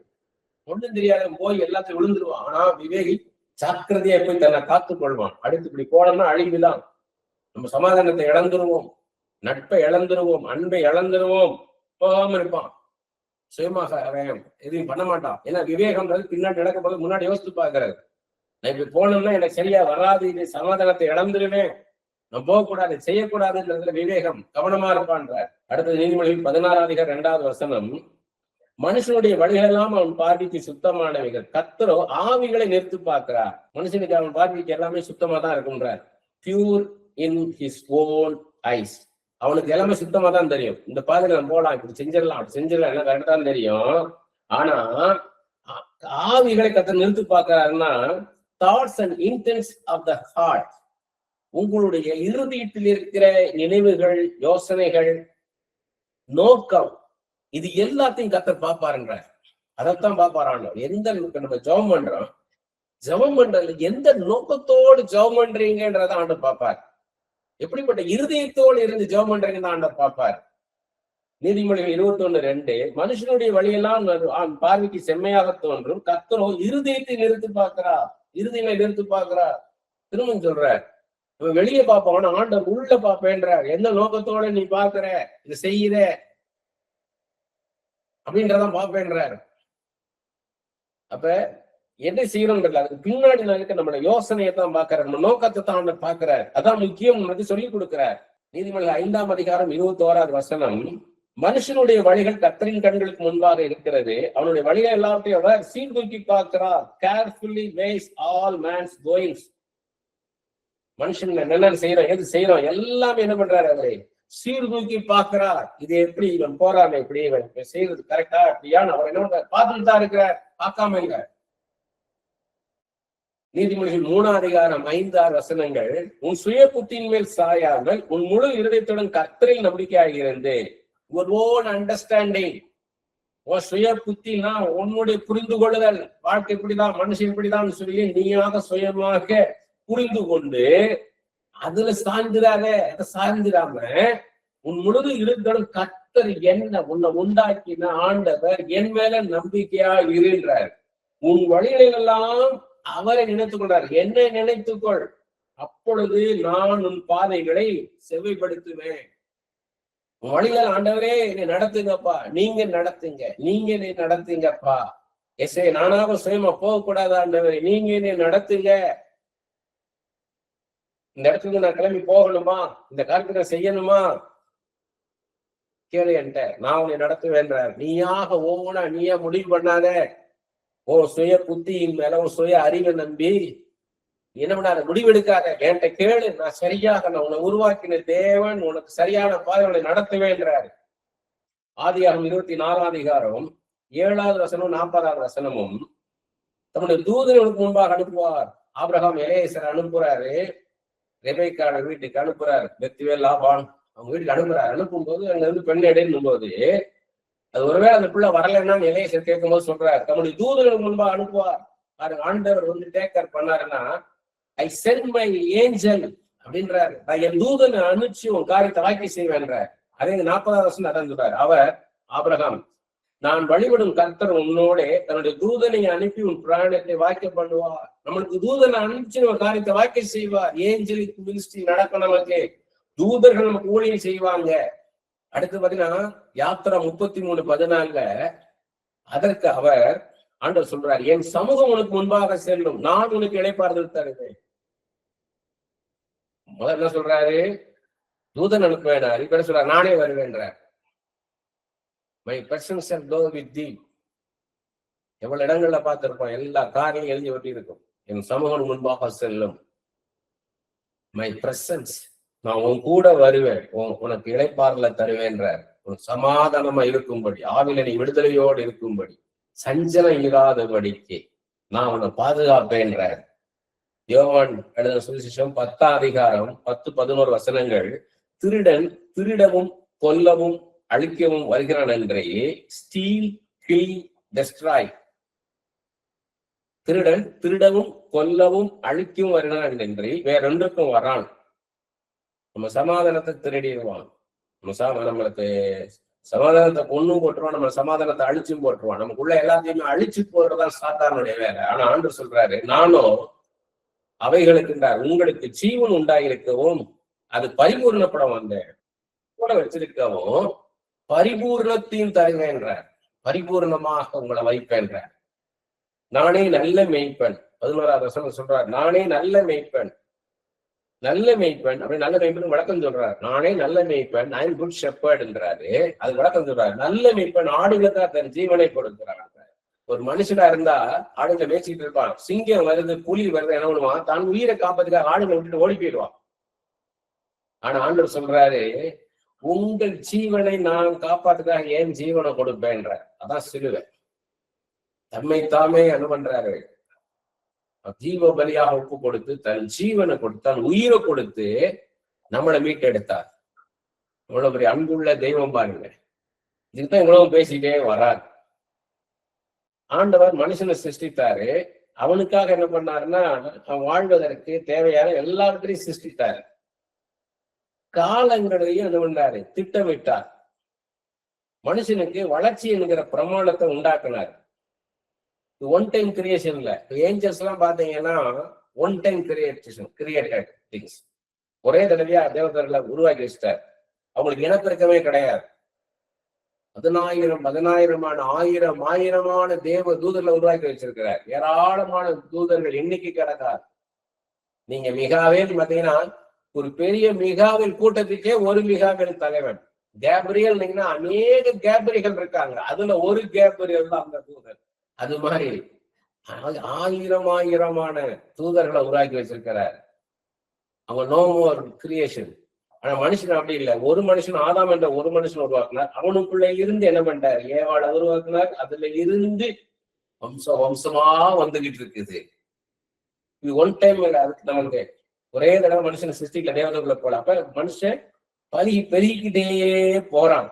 அப்ப அது ஒவ்வொன்றும் ஒரு காலகட்டம் வச்சிருக்கிறார். எங்க தாத்தாக்குன்னு ஒரு காலகட்டம் இருந்தது. அதுக்கப்புறம் என் தகப்பனாருக்கு ஒரு காலகட்டம், எனக்குன்னு ஒரு காலகட்டம். அப்படியே ஒரு காலகட்டத்தை வச்சுட்டு என்ன பண்றாரு? கொண்டு போயிட்டே இருக்காரு. அடுத்தடுத்த தலைமுறைகளுக்கு உள்ள கொண்டு போறார். அப்படியே கொண்டு போயிட்டு இருக்கிறார். அப்ப ஒவ்வொரு அது காலகட்டத்தை தான் குறிச்சு இப்ப பேசிட்டு இருக்கிறேன். Why we should know about the time. நமக்குன்னு காலத்தை உருவாக்கி அந்த காலத்தை நம்ம நினைச்சு பார்க்கணும். நம்ம என்ன பண்றோம்? நிறைய பேர் they live in the past. இந்த பிரசன்ட்ல இருந்து பாஸ்டையே நினைச்சிட்டு இருப்பாங்க. பாஸ்ட பத்தியே பேசிக்கிட்டு இருப்பாங்க. அந்த காலத்துல எல்லாம் அப்படி இருக்கும் வீடு, அந்த காலத்துல எல்லாம் பஸ் வசதி அப்படி இருக்கும், நல்ல காத்தோட்டமா இருக்கும், காய்கறிகள்லாம் நல்லா கிடைக்கும், நல்லா காய்கறிகளை சாப்பிடுவோம், நல்ல சுகாதாரமா இருக்கும், ஒரு பொல்யூஷனும் இருக்காது, மாசு இல்லாத இடம், நல்லா இருக்கும், தண்ணி நல்லா இருக்கும், ஒரு கரப்ஷன் கிடையாது, லஞ்சம் கிடையாது, நல்லா இருக்கும் அப்படின்னு சொல்லிட்டு இருப்பாங்க. இப்ப எதுவுமே இல்லை. நல்லா ஐக்கியமா இருப்போம், அந்யோன்யமா இருப்போம். என் பிள்ளை அவங்க வீட்டுல விளையாடும், அவங்க பிள்ளை என் வீட்டுல விளையாடும். எல்லாம் நானே எங்க அண்ணன், எங்க அக்கா, எங்க தங்கச்சி எல்லாம் சேர்ந்து ஒரே குடும்பமா ஜாயிண்ட் ஃபேமிலியா இருப்போம். அப்படிலாம் இருந்தோம். இப்ப அதெல்லாம் எங்க போச்சுக்குவாங்க. சோ அவங்க எங்க வாழ்றாங்கன்னா கடந்த காலத்துல வாழ்ந்துட்டு இருக்கிறாங்க. நிறைய பேர் என்ன பண்ணுவாங்கன்னா ஃபியூச்சரையே யோசிச்சுட்டு இருப்பாங்க. அப்படி இருந்தா நல்லா இருக்கணும், இப்படி போனா தான் நல்லா இருக்கும். நான் அப்படி போனா, நாளைக்கு ஒரு பாப்பாவை பார்த்தோம். அந்த பாப்பாட்ட வந்து கேட்டேன். அது ஒரு 5ஆம் கிளாஸ் படிக்கிற பாப்பா. அவங்க அப்பா இன்ஜினியர், அவங்க அம்மா டாக்டர். அதுக்கு நான் சும்மா பேசணுக்கா கேட்டேன், இந்த பிள்ளை என்னதான் யோசிக்கிறீங்க, என்ன ஆக போறப்பா படிச்சு முடிச்சு? நான் லாயர் ஆக போறேன். நான் வக்கீலாக போறேன். ஏன்னா அது வாதாடுறதெல்லாம் பார்த்துருக்குது. இந்த ஆர்கியூ பண்றது, கோர்ட்ல ஆர்கியூ பண்றதெல்லாம் பார்த்துட்டு லாயரா போயிடலாம், நல்லா பேசலாம், நல்லா ஆர்கியூ பண்ணலாம் வச்சுட்டு. அது என்னன்னே தெரியல. அப்ப அது மாதிரி நிறைய பேர் பெரியவங்களே இருக்கிறாங்க. நான் அந்த வேலையில இருந்தா நல்லா இருக்கும், அந்த வேலையில இருந்தா நல்லா இருக்கும், அப்படி போயிருந்தா நல்லா இருக்கும், நம்ம அப்படி போயிருந்திருக்கலாம், நான் அந்த படிச்சு அங்க போயிருந்திருக்கலாம், அந்த நாட்டுக்கு போயிருந்திருக்கலாம், இந்த தேசத்துக்கு போயிருந்திருக்கலாம், நான் அப்படி இருந்திருக்கலாம், இப்படி வாழ்க்கை வாழ்ந்திருக்கலாம். அவங்க பிரசன்ட்ல என்னன்றத ஏன் உணரணும் அப்படின்னா, இந்த வாழ்க்கை கர்த்தர் எனக்கு கொடுத்தது, இன்னைக்கு நான் உங்களோட பேசுறதுக்கு ஆண்டவர் கொடுத்திருக்கிறார். அவ்வளவுதான். நாளைக்கு எப்படி இருக்குன்னு தெரியாது. நீதிமொழி 27:1 என்ன சொல்றாரு? ஒரு நாள் பிறப்பிப்பதே அறியாயே, நாளை தினத்தை குறித்து பெருமை பாராட்டாதே, ஒரு நாள் பிறப்பிப்பதே அறியாயேன்றாரு. 6 என்ன சொல்றாரு? அந்தந்த நாளைக்கு அந்தந்த நாளில் பாடும் போதும், நாளைய தினத்தை குறித்து நாளைய தினம் கவலைப்படும். இன்று ஒரு நாள், இன்னைக்கு என்ன சின்ன, அதை மாத்திரம் நினை. உன் ஃபியூச்சரை குறிச்சு யோசித்து கவலைப்படுற. திங்க் பண்றது வேற, கவலைப்படுறது வேற, யோசிக்கிறது வேற. நாளைக்கு என்ன செய்யலாம் அப்படின்னு யோசிக்கிறது வேற. நாளைக்கு தினத்தை குறிச்சு கவலைப்படக்கூடாது. ஐயோ நம்ம லைஃப் இப்படித்தான் முடிச்சு போச்சோ, இப்படித்தான் இனிமே லைஃப் இப்படித்தான் ஆனோன்னு நினைக்காத. கர்த்தர் நான் என்ன செஞ்சிட்டு இருக்கிறேன். நம்ம எந்த இடத்துல இருந்தாலும் ஒரு சிச்சுவேஷன் நம்ம அண்டர்ஸ்டாண்ட் பண்ண முடியலன்னா ஆண்டவரை அந்த இடத்த கொண்டு வந்து வைக்கணும். இந்த பிக்சர்ல ஆண்டவரை கொண்டு வரணும். இந்த இடத்துல ஆண்டவர் ஏன் அதை அனுமதிக்கிறார்? ஒருத்தர் பேசிக்கிட்டே இருக்காரு, உங்களுக்கு ஒண்ணும் தெரியாது போல, நீங்க அதில் எக்ஸ்பர்ட், அந்த ஃபீல்டுல நீங்க எக்ஸ்பர்ட். ஆனா உங்களுக்கு எதிரில் வந்து உட்கார்ந்துக்கிட்டு அவருக்கு தான் எல்லாம் தெரிஞ்ச மாதிரி பேசுறாரு. உங்களுக்கு எப்படி யோசிச்சு பாருங்க. உங்களை பத்தி அவருக்கு தெரியல, தெரியாம அவர் என்ன பண்றாரு? அவரு பேசிட்டே போறாரு. எப்படி இருக்கும்? அப்படித்தான் நம்ம ஆண்டவர்கிட்ட நம்ம பேசிட்டு இருக்கிறோம். நம்ம அப்படி இருந்தா நல்லா, இப்படி இருந்தா நல்லா இருக்கணும். அவருக்கு தெரியாததா அவர்கிட்ட ஆண்டவரே நீங்க பேசுங்கப்பா, நீங்க பேசுங்க. நிறைய பேர் ஆண்டவரே பேச வர்றது இல்லை. பெரிய பெரிய ஊழியக்காரங்க புஸ்தகத்துல எல்லாம் பாத்தீங்கன்னா அது அருமையா இருப்பாங்க. எல்லாருமே நல்ல நல்ல ரைட்டர்ஸ், ஆழமா எழுதுறவங்களுடைய ரைட்டிங்ஸ் எல்லாம் பாத்தீங்கன்னா பிரேயர் டைம் இவங்க பேசிக்கிட்டே இருப்பாங்க. ஆண்டவரை பேசவே விட மாட்டாங்க. ஆண்டவரை பேச விடணும், முக்கியம். அப்ப நமக்குன்னு ஒரு ஒரு திட்டத்தை வச்சிருக்கிறார், அதுக்கு ஒரு காலத்தை வச்சிருக்கிறார். இந்த காலத்துல நான் இப்படி இருக்கணும்னு வச்சிருக்கிறார். இது நிரந்தரம் இல்லைன்றதான் சொல்றாரு. ஒவ்வொன்றுக்கும் ஒரு எல்லையை வச்சிருக்கிறார். நீங்க பிறந்துட்டா அப்படின்னு இருந்துட்டு போறது, இறக்கறதுக்கு ஒரு காலம் உண்டு. இதை ஒருத்தர் புரிஞ்சுட்டா நான் இறந்து போயிருவேன், புல்ல போல நானு உதிர்ந்து போவேன், பூவை போல வாடி போவேன், புகையை போல கடந்து போவேன், புகையை போல நான் கடந்து போவேன் அப்படின்ற எண்ணம் இருந்தா தாழ்வு தன்னால வந்துடும். நான், எனக்கு, என்னுடைய வராது. நான் கட்டின பாபிலோன், இது என்னுடைய அரண்மனை, நான் கட்டின அரண்மனை, நான் நான் நான்ன்றது ஒண்ணும் இல்லாம ஆயிடும். எல்லாம் கர்த்தர் கருத்துல இருக்குங்க. கர்த்தர் கருத்துல இருக்கு. நான் ஜீவனோட இருக்கிறேன், சுவாசம் கையில இருக்குதுன்னா அது கர்த்தருடைய கிருபை, என் கையில இல்ல. அது மனிதன் வளரும் போது பிசிக்கலி, மென்டலி, எமோஷனலி, ஸ்பிரிச்சுவலி, அவன் சரீர பிரகாரமாக, அவனுடைய மன ரீதியாக, உணர்வு ரீதியாக, ஆவிக்குரிய ரீதியாக அவன் வளரும் போது பல சூழ்நிலைகளை, பல மனிதர்களை கடந்து செல்கிறான். அதன் நிமித்தம் பல அனுபவங்கள் உள்ளும் புறமும் அவனுக்கு நேரிடுது. வெளியே ஒரு காரியம் நடக்குதுன்னா உள்ளுக்குள்ள ஒரு காரியம் நடக்குது. அது நிமித்தம் வெளியே ஒரு மனுஷனே நம்ம என்ன பண்றான், கோலியாத்து மாதிரி ஒரு ஆள் நின்றுட்டு என்ன பண்றான், நம்மளை இழுத்து நிக்கிறான். உடனே தோண்டு போயிடுறோம். இல்ல, என் கர்த்தர் என்னோடு இருக்கிறார், என் கர்த்தர் என்னோட இருக்கிறார், நான் தாழ்ச்சி அடைய மாட்டேன். அவர் என்னை புல்லுள்ள இடங்களில் வைத்து செல்வார், அமர்ந்த தண்ணீர் என்னை இழைப்பாது நேராக என்னை நடத்தி செல்வார். நீ யாரு? ஒரு மனுஷன். உன் கையில கிடையாது என் வாழ்க்கை. என் வாழ்க்கை என் கர்த்தருடைய கரத்தில் இருக்கிறது. அவன் சுயாதீன பிரமாணத்தின்படி செயல்படலாம், ஆனால் அவன் நேர்த்தியான சரியான நீதியின் பாயில் செல்ல வேண்டும் என்று கர்த்தர் விரும்புகிறார். நம்மளுக்கு சுதந்திரத்தை கொடுத்திருக்கிறார், முழு சுதந்திரத்தை, சுயாதீனத்தை கொடுத்திருக்கிறார். நீ எப்படினாலும் நடக்கலாம். நீ லெப்ட்ல போனா லெப்ட்ல போ, ரைட்ல போனா ரைட்ல போ, ஈஸ்ட் போனா ஈஸ்ட் போ, வெஸ்ட் போனா வெஸ்ட் போ, எப்படினாலும் போகலாம். ஆனா நல்ல பாதையில போகணும், சரியான பாதையில போகணும், உனக்கு திருப்தியா இருக்கணும், நீ சமாதானமா இருக்கணும், நீ சந்தோஷமா இருக்கணும், நீ பாதுகாப்பா இருக்கணும் அப்படின்னு கர்த்தர் விரும்புறாரு, பதப்பதைக்கிறாரு. மனதுருக்கம் உள்ள தெய்வம். அதனாலதான் நம்மளை இறுக்கி பிடிக்கிறாரு. நம்மள போயிடாத, போகாத, பேசாத, அவங்க எவ்வளவு எதிர்த்து பேசணும், அமைதியா இரு, ஒரு நாள் வரும், அவங்க காலில் வந்து விட வைப்பாங்க, அமைதியா இரு. மனிதன் எப்படிப்பட்ட வாழ்க்கையை வாழ்ந்தால் அது அவனுக்கு சமாதானமாய் சந்தோஷமாய் திருப்தியா இருக்கும் என்பதை கர்த்தர் அறிந்ததால் அந்த பாதையில் அவனை நடத்துகிறார். மனிதனுக்கு முழு சுதந்திரத்தை கொடுத்திருக்கிறார். எந்த பாதையை அவன் தேர்ந்தெடுக்கலாம். அவன் கடினமான பாதையில் சென்று வருத்தப்படவோ சோர்ந்து போக கூடாது என்று கர்த்தர் வாஞ்சிக்கிறார். மனிதனுக்காக திட்டமிடப்பட்ட காலங்களை மனிதனால் கிரகிக்க புரிந்து கொள்ள முடியல. நம்மளால புரிந்து கொள்ள முடியல காலங்கள். அதுதான் இவ்வளவு தூரத்து தியானிக்க வைக்கிறார். வருத்தத்திலேயே பேர லைஃப் அவ்வளவுதான் நினைக்காத, இது மாறும், இதை மாற்றுவேன், இந்த காலகட்டம் மாறும், இது ஒரு காலகட்டம் தான், இது ஒரு எல்லை தான், இதோட கடந்து போயிடுவேன், இதை மாத்துவேன், இந்த காலகட்டம் மாறும். இப்படியே துக்கத்தோட நான் வச்சிருக்க மாட்டேன், இதே இடத்துல இருந்தெல்லாம் நினைக்காத, இதை விட்டு மாறணும், ரெடியாயிரு, ஆயத்தமாயிரு. அவனுக்காக கர்த்தர் கொடுத்துள்ள வாழ்க்கையையும் அதன் போக்கையும் கர்த்தர் எழுதி வேத புஸ்தகமாக அவனுடைய கரத்தில் கொடுத்திருக்கிறார். இதுல இருக்கு எல்லாமே. உன் வாழ்க்கை என்ன, உன்னை ஏன் அப்படி நடத்தி கொண்டு வந்தேன் நடந்த காலத்துல, இப்ப எப்படி நடத்துறேன், நீ எப்படி நடத்த போறேன்றதெல்லாம் எல்லாத்தையும் வேத புஸ்தகத்துல எழுதி கொடுத்துட்டேன்ட்டார். இன்னும் புதுசா ஒண்ணு சொல்ல போறது இல்லை. இதுல இருந்துதான் எல்லாம் இருக்குது, இதுலதான் எல்லாமே இருக்கு, இதுல இருந்தா நானும் பேசுவேன்ற இந்த வேதத்தை. அதனாலதான் இரவும் பகலும் படிக்கணும். படிச்சோம்னா நம்ம இது எல்லாம் இவ்வளவு நேரம் நான் பேசினேன் பாருங்க, இதெல்லாம் வேதத்துலதான் பேசினேன். தேவனுடைய ஞானம், அறிவு, புத்தியினால் தான் இவை எல்லாவற்றையும் மனிதன் புரிந்து கொள்ள அறிந்து கொள்ள முடியும். மனித அறிவினால சுயமாக நீங்க உங்க வாழ்க்கையை புரிந்து கொள்ள முடியாது, அறிந்து கொள்ள முடியாது, கிரகிக்க முடியாது. அதுக்குதான் பரிசுத்தாவின் அபிஷேகத்தை நமக்கு தரார். அவருடைய ஞானம், அவருடைய புத்தி, அவருடைய அறிவு, அவருடைய கிரகிக்கும் திறன் நமக்கு கொடுக்கிறார்.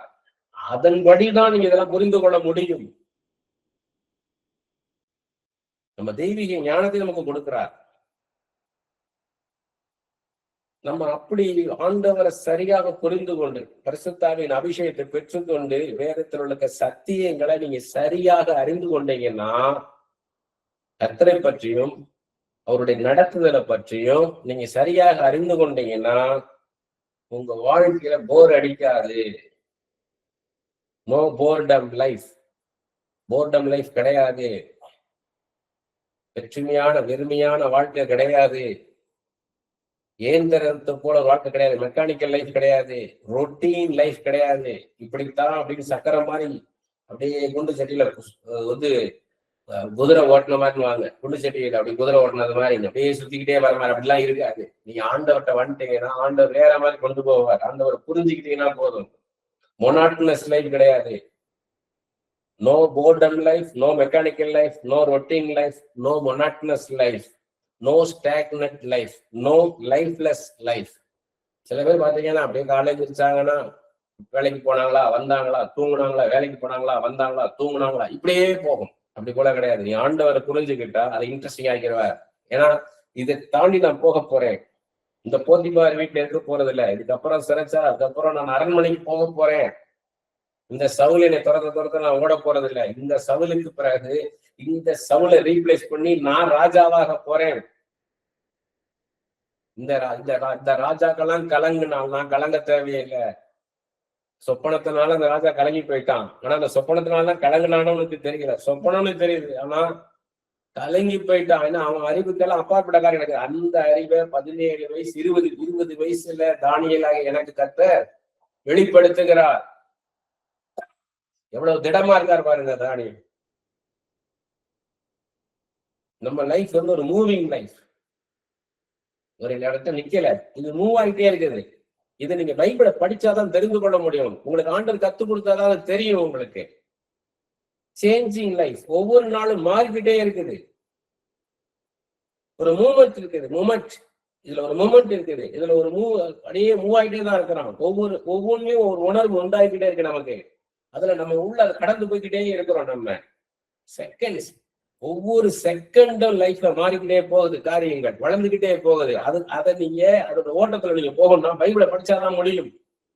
ஆண்டவருடைய மைண்ட் தெரியணும் உங்களுக்கு, ஆண்டவருடைய வில்லு தெரியணும், ஆண்டவருடைய நடத்துதல் தெரியணும் உங்களுக்கு, தேவனுடைய சிந்தை தெரியணும், அவருடைய பார்வை தெரியணும், அவருடைய நோக்கம், அவருடைய எதிர்பார்ப்பு எல்லாம் தெரிஞ்சிச்சுன்னா காரியங்கள் எல்லாமே உங்களுக்கு புரியும். ஏன் கர்த்தர் நடத்துறார் நீங்க புரிந்து கொள்வீங்க. ஏன் அப்படிப்பட்ட வாழ்க்கையை வாழ வைக்கிறார்? இன்ட்ரெஸ்ட் ஆயிரும். லைஃப் வந்து ஒரு இன்ட்ரெஸ்டிங் லைஃப் ஆயிரும், போர்டம் லைஃபா இருக்காது. We have to experience the life and God. நம்முடைய வாழ்க்கைய, நம்முடைய ஆண்டவரை நம்ம ருசிச்சு பார்க்கணும். என் லைஃப் என்ன மாதிரி லைஃப், என் லைஃப் அது என்ன பண்ணணும், நீங்க யோசித்து பார்க்கணும். இந்த லைஃப் எப்படிப்பட்ட லைஃப், எப்படிப்பட்ட வாழ்க்கை. அப்ப ஆண்டவர்கிட்ட என்ன பண்ணுவோம், நம்ம செபிக்க ஆரம்பிப்போம். ஆண்டவரே, இந்த காரியத்துல எனக்கு சொல்லிக் கொடுங்கப்பா, ஏன் இந்த மாதிரி எனக்கு நடக்குது, ஏன் இந்த சம்பவம் எனக்கு நடக்குது, ஏன் இது போராட்டமா இருக்குது, ஏன் எனக்கு ஒரு சேலஞ்சிங்கா இருக்குது என் லைஃப், ஏன் எனக்கு ஒரு ஈஸி கோயிங்கா இல்லை, ஏன் ஒரு டஃப் லைஃப் இருக்குது, எனக்கு எங்கேயோ போய் ஒரு சைட்ல போய் உட்கார்ந்து போற மாதிரி இருக்குது, நான் மெயின் ஸ்ட்ரீம்ல இல்லாத மாதிரி நான் எங்கோ ஒரு ஓட மாதிரி போய்கிட்டு இருக்கிறேனே, ஒரு நதியாக ஓட வேண்டியவன் நானு, எங்கேயோ ஒரு ஓட மாதிரி நான் போய்கிட்டு இருக்கிறேனே நினைக்கிறான். நீங்க ஆண்டவரை புரிந்து கொண்டீங்கன்னா நான் சரியான பாதையில கொண்டு சொல்றார், நல்லதுன்னு நீங்க. நிறைய பேர் பாப்புலரா இல்லைன்னு நினைப்பாங்க. நீங்க பாப்புலரா இருக்கிறது பெருசு இல்ல. பாப்புலரா இருந்தீங்கன்னா நீங்க பொது இடத்துல நடந்து கூட போக முடியாது, ஒரு பிரைவேசியும் கிடையாது. ஒரு ஊழியத்தில் உள்ள ஒருத்தவங்க சொன்ன அனுபவம், ஒரு தாயார், அவங்க வந்து நம்மளும் கடைக்கு போய் சேலை எடுக்கலாம்னு போனாங்க. அந்த ஓனர் வந்து ரொம்ப பெருசு, அது 5-7 மாடி, அது சென்னையில ரொம்ப பெரிய ஜவுளி கடை. அந்த ஓனர் வந்து இறங்கி வந்து வாங்கம்மான்னு கூப்பிட்டாராம். இந்த அம்மா நினைச்சாங்களா, ஊழியக்காரம்மா இவரு எல்லாரும் இப்படித்தான் வரவேற்பாரு போல அப்படின்னு சொல்லி போனாங்க. போனா சேர்லாம் எடுத்து போட்டாங்களாம், போட்டு உட்கார வச்சாராம். போன் பண்ணாராம். போன் பண்ணா தெருவிலிருந்து ஒரு 4-5 பேர் வந்தாங்க. ஒரு தாயார், சில பிள்ளைகள் வந்தாங்களா, இதான் என் மனைவி, இதான் என் பிள்ளைகள்னு சொல்லிட்டு என்ன பண்ணாராம், முழங்கால் போட்டு ஜெபம் பண்ணுங்கட்டாராம். உடனே இந்த அம்மா நம்ம தாயார் சரி ஒரு ஜெபம் பண்ணிட்டு உள்ள போனாலும் ஜெபம் பண்ணாங்க. ஜெபம் பண்ணி முடிச்சா கூட்டமா வருதான். எல்லாரும் ஜெபம் பண்ணி முடிச்சாங்களாம். முடிஞ்சவனே பார்த்தா 2 மணி நேரம் 3 மணி நேரம் ஜெபத்திலே போயிடுச்சான். இனி எங்க சேலையை பார்த்தா இன்னொரு நாள் வரேன்னு கிடைக்க மாட்டாங்க. ஆசீர்வாதம் தான். ஆனா போய் ஏதாவது வாங்க முடிச்சுதா? நீங்க முதலமைச்சர் எடுத்துக்குவாங்க, அவர் எங்கேயோ ஒரு இடத்துல போய் சரி ஒரு சட்டை பேண்ட் எடுக்கணும்ல போக முடியுமா? வர முடியுமா? நேரம் இருக்குதா? சரி நேரமே எடுத்து வந்தாருன்னு வைங்க, ஒரு கடைக்குள்ள போய் சட்டையெல்லாம் பார்க்கலாம், பேண்ட் துணி பார்க்கலாம்னா பார்க்க முடியுமா? அவருக்கு மனு கொடுக்கவே அவ்வளவு கூட்டம் வந்து நிற்கும். நம்மளை எவ்வளவு சுதந்திரமா வச்சிருக்கிறார், விடுதலையோட வச்சிருக்கிறார். ஒரு மூத்த ஊழியக்காரர் ஒருத்தர் ஒரு மத்தியான நேரம் என்கிட்ட கேட்டார். அவரு அப்படி ஜன்னல் வெளியே பார்த்துக்கிட்டே கேஷுவலா என்கிட்ட கேட்டார், எப்படி இருக்கீங்க, நல்லா இருக்கீங்களா? நல்லா இருக்கேன் பாஸ்டர், இப்ப நினைச்சாலும் படுத்து தூங்கிடுவேன். அது மத்தியானம் ஒரு 1 மணி இருக்கும், 1 மணி 1:30 மணி. நல்லா இருக்கேன் பாஸ்டர், இப்ப தூங்கினாலும் போய் படுத்து தூங்கிடுவேன். அவர் திரும்பி பார்த்து சொன்னாரு, ஏயா இப்ப நான்லாம் தூங்க முடியாம இருக்கிறேன் அப்படின்றது உனக்கு தெரியுது, உங்களுக்கு தெரியுது இல்ல அப்படின்றாரு. நாங்கெல்லாம் தூங்க முடியல, உங்களுக்கு தெரியுது. ஆமா பாஸ்டர்னு. நீங்க படுத்திருந்தாலும் இந்த ஃப்ரண்ட்ல உட்கார்ந்து இருக்கிற வாட்ச்மேன் மாணிக்கம் ராத்திரி டீ குடிக்க போனான்னா அவன் காலையில தான் வருவான்னு உங்களுக்கு தெரியும். அவனை வச்சு என்ன பிரயோஜனம்னு சொல்லி நீங்க முடிச்சுட்டே தான் படுத்திருப்பீங்க. பின்னாடி இருக்கிற அவன் வாட்ச்மேன் பேச ஆரம்பிச்சாங்க, யாராவது பேச்சு கொடுத்தாங்கன்னா அந்த பேச்சிலே போயிடுவாங்க. எவனாலும் உள்ள வந்து எதனாலும் திரும்பி போனா ஒண்ணுமே தெரியாது, அவனை பேச்சிலே மடக்கிடுவாங்கன்னு தெரியும். எவ்வளவு விடுதலை நம்ம வச்சிருக்கிறாரு பாருங்க. நம்மள ஆண்டவர் வந்து நீங்க அதுவும் இந்த மாதிரி டெலி இவாஞ்சலிசம் அதுக்குள்ள வந்துட்டீங்கன்னா பயங்கரமான ஆபத்து. நீங்க மீடியாலன்னு பேச ஆரம்பிச்சிட்டீங்கன்னு வைங்க, இப்ப இந்த மெசேஜை நான் எடிட் பண்ணி போட்டுட்டேன்னா இது எல்லாரும் பாத்துருவாங்க. இப்பவே அது எத்தனை பேர் பார்க்கணும் பாத்துருவாங்க. நான் இதே போய் திண்டிவனத்திலயோ விழுப்புரத்திலயோ கோயம்புத்தூர்லயோ நான் போய் பேசுனேன்னா இதான இந்த பேசினாரு அப்படின்றாங்க. புதுசா நீங்க பேசணும். நம்ம நினைப்போம் நம்ம வந்து எப்ப மீடியால வருதுன்னு நீங்க வந்து மாதிரிதான் ஒரு பாஸ்டர் கேட்டாரு என்கிட்ட. ஒரு பாஸ்டர் வந்து சொன்னாரு, நான் நம்ம மீடியால வர போறாரு. அப்ப நான் சொன்னேன், இந்த சேனல்ல வாங்க, இந்த டைம் கேளுங்க அப்படின்னு சொல்லி நானே இதை எடுத்து எடிட் பண்ணி கொடுத்தேன் அவருக்கு. இனிமே நீங்க கேர்ஃபுல்லா இருக்கணும் பாஸ்டர், என்ன பேசுனீங்கன்றத நீங்க கரெக்டா நீங்க ஞாபகம் வச்சுக்கணும், அதைப்படிதான் நடக்கணும், ஏன்னா அடுத்தடுத்து புதுசு புதுசாக நீங்க பேசணும். அவர் ரொம்ப கேஷுவலா எடுத்துக்கிட்டார், ரொம்ப கேஷுவலா அது என்ன பாத்துக்கலாம் அப்படின்ட்டாரு. ஒரு மாசம் கூட 2 மாசம் போயிருக்கோம். திருச்சியில போய் அவர் பேசணும், பிளைட் கிடைக்கல அவருக்கு. சரின்னு என்ன பண்ணாருன்னா, இங்க இருந்து கார்ல போனார். கார்ல போயிட்டு விழுப்புரத்துல போய் டீ சாப்பிட்டு போகலாம் அப்படின்னு கார்ல நிப்பாட்டிட்டு அவரும் அவர் அசிஸ்டன்ட் பாஸ்டர் டிரைவர்லாம் உட்காந்து சாப்பிட்டு இருந்தாரு. பக்கத்துல இருந்து 4 பேர் திரும்பி பார்த்துக்கிட்டே இருந்தாங்களாம் அவரை. இப்படி என்ன நினைச்சிட்டாரு, நம்ம டிவியில பார்த்ததுனாலதான் நம்மள பாக்குறாங்க, நம்ம ஃபெமிலியர் ஆகிட்டோம் சந்தோஷத்துல, என்ன பார்த்துட்டே இருக்கீங்க, பேசணும், வாங்க வாங்க. உடனே வந்து எல்லாரும் உட்கார்ந்தாங்க. பாஸ்டர் நீங்க அது பேசுனீங்க பாஸ்டர், இது பேசுனீங்க பாஸ்டர், போன வாரம் அது பார்த்தோம், அதுக்கு முந்தின வாரம் அது பார்த்தோம் பாஸ்டர், அந்த மெசேஜ் இந்த மெசேஜ் நாங்களாம். இவர் எதை பேச போறாரோ, திருச்சியில போய் பேசுறத வச்சிருந்தாரோ அதை அப்படியே சொன்னாங்களாம். இந்த மெசேஜ் நல்லா பேசுறீங்க பாஸ்டர், இப்படி இப்படி இப்படி இப்படி சொன்னீங்க. நினைச்சாராம், கார் ஏறினாராம், விழுப்புரத்துல இருந்து திருச்சிக்குள்ள வேற மெசேஜ் ப்ரிப்பேர் பண்ணாராம். ஏன்னா இதையே பேசுறீங்க, இதைதான் அங்க பேசினாரு, இதுதான் அங்க பேசினாலும் சொல்லிடுவாங்களே அப்படின்ட்டு. ஆனால் பாத்தீங்கன்னா நம்ம வந்து சில விஷயங்கள் வந்து நமக்கு ட்ராப் ஆயிடும், கண்ணி ஆயிடும். நம்ம நினைப்போம் செஞ்சிடலாம், போயிடலான்னு. அப்ப இப்படித்தான் காலங்கள் ஓடும். அதனால ஆண்டு சொல்றாரு, ஏன்டவா நான் உன்னை நடத்துறேன். அவர் சொல்லும் போது நம்ம போனோம்னு வைங்களேன், ஜெயம். ஏன்னா அவரை பொறுப்படுத்திக்கிட்டாரு. ஃபாலோ மீன்னு சொல்லணும். கோ அப்படின்னா, நீங்க என்னோட வந்தாதான் நான் போவேன். மோசதான் சொன்னாரு, நீர் என்னோட வந்தாதான் நான் போவேன், நான் எதுனாலும் விசேஷித்தவன், நீர் என்னோடு வருவதனால அல்லவா, நீர் என் கூட வாரு, நான் போறேன், நான் போக மாட்டேன்.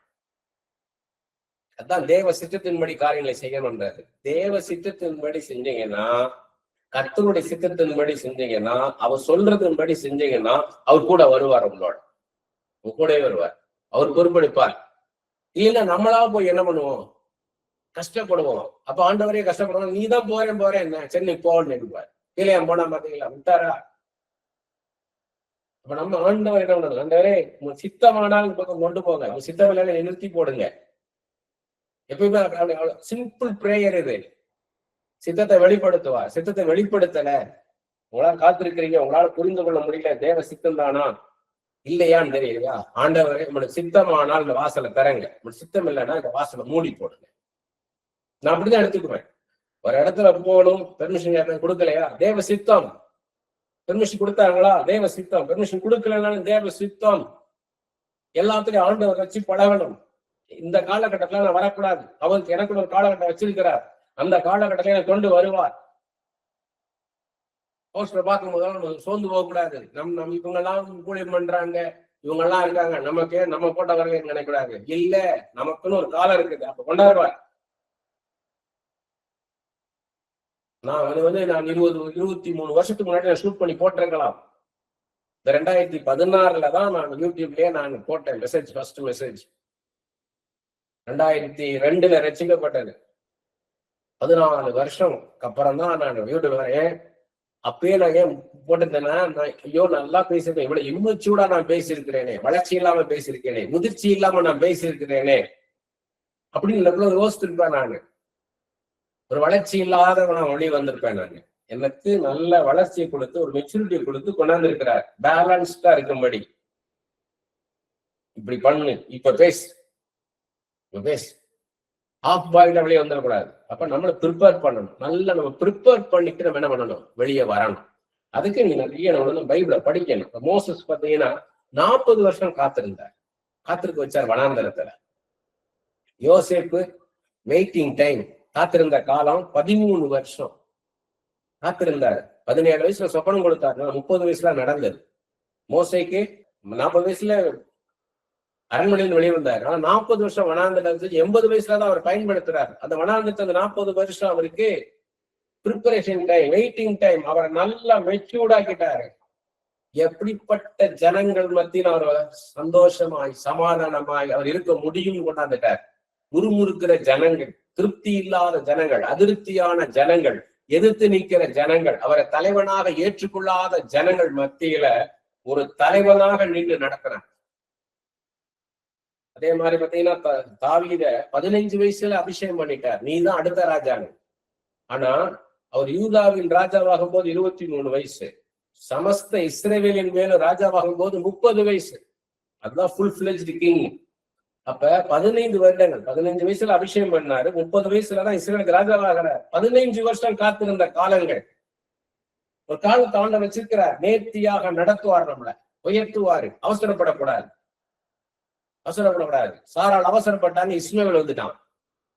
அவங்க அவசரப்படாம அவங்க காத்திருந்தாங்கன்னா ஈசாக்கு வந்திருப்பான். இஸ்மவேல்னால அவங்களுக்கு மன கஷ்டம், இன்னைக்கு வரைக்கும் கஷ்டம். யோசிப்பு பாருங்க, பானுபாத்திரக்காரன் மறந்துட்டான். ஆனா ஆண்டவர் சரியான நேரத்துல என்ன பண்ணாரு, அந்த பானபாத்திரக்காரங்க ராஜாட்ட பேச வச்சார்.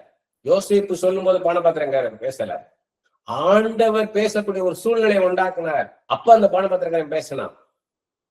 அப்பதான் மிகப்பெரிய உயர்வு. பானபாத்திரம் சொல்லி வந்த உயர்வே வந்திருக்காரு, ரிலீஸ் ஆயிருப்பாரு சிறைச்சாலை, அவ்வளவுதான். அதே மாதிரி மொர்தெகாய் பாத்தீங்கன்னா அவர் ராஜாவை காப்பாத்துறார். 2 பேர் வந்து ராஜாவை கொலை செய்யலாம் திட்டம் போடுறானுங்க. மொர்தெகாய் என்ன பண்றாரு, அதை தெரிஞ்ச உடனே அதை போய் எஸ்தர்ட்ட சொல்லி, எஸ்தர் ராஜாவுக்கு சொல்லி, அது உண்மைன்னு தெரிஞ்ச உடனே ராஜாவை காப்பாத்திட்டாங்க.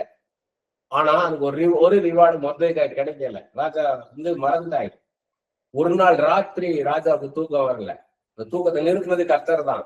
சரித்திர புஸ்தகத்தை எடுத்து படிச்சு பாக்குறாங்க. அந்த காலத்துல ராஜாக்கள் என்ன பண்ணுவாங்கன்னா, இந்த மாதிரி சரித்திர புஸ்தகங்களை எடுத்து படிக்கணும். அதாவது ஒவ்வொரு அரண்மனையில இருக்கும், 2-3 அரண்மனைகள் இருக்கும்.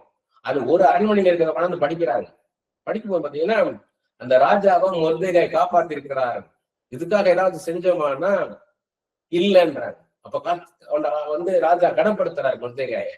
தனக்குள்ள குதிரையில ஏற்றி தனக்கு என்னெல்லாம் உண்டோ அவ்வளவு வஸ்திரத்தையும் உடுத்தி அவரை ராஜாவை போல கனப்படுத்துறார்.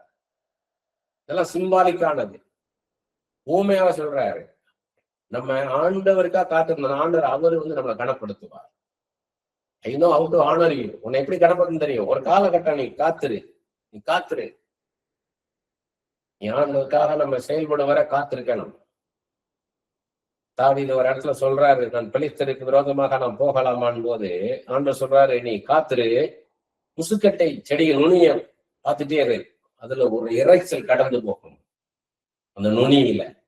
அப்பொழுது அறிந்து கொள், கர்த்தர் தேவ சேனையோடு தேவ தூதர்களோடு உனக்கு முன்பாக கடந்து செல்வேன், அப்ப என்னை பின்பற்றி அவனுக்கு ஜெயத்தை தருவேன்றார். அப்படி போல நம்ம இந்த காலகட்டம் நான் என்ன செய்யணும், இந்த காலகட்டம் என்ன செய்யணும் நான் அப்படின் போது நம்ம கேட்கணும். ஆண்டவர்கிட்ட கேட்கும்போது ஆண்டவர் நடத்துவார். நம்ம இப்படி இரு, இப்படி வா, அப்படி வான்னு சொல்லி நடத்துவார். அப்படி நடக்கும் போது ஒரு பரிபூர்ணத்துக்கு நேரம் நடத்துவார், சமாதானத்துக்கு ஏதுவாக நடத்துவார், திருப்தியாய் நடத்துவார். சொல்றா இல்லையா, கர்த்தரின் மெய்ப்பராக நான் தாழ்ச்சி அடைய அவர் என்னை புல்லுள்ள இடங்களில் மேய்த்து அமர்ந்த தண்ணீரை கொண்டு செல்வார். நான் தாழ்ச்சி அடையேன். ஒரு நாள் வெக்கப்பட்டு போக மாட்டோம். ஆண்டவர் சொல்ற மாதிரி நடந்தோம்னா ஒரு நாள் நம்ம வெக்கப்பட்டு போக மாட்டோம். ஆண்டவர் நம்மளை உயர்ந்த ஸ்தானத்துல உட்கார வைப்பாரு. யாராவது கைவிட்டாரா பாரு, யாராவது ஒரு மனுஷனை வேதத்துல ஒரு மனுஷனை கைவிட்டாரா?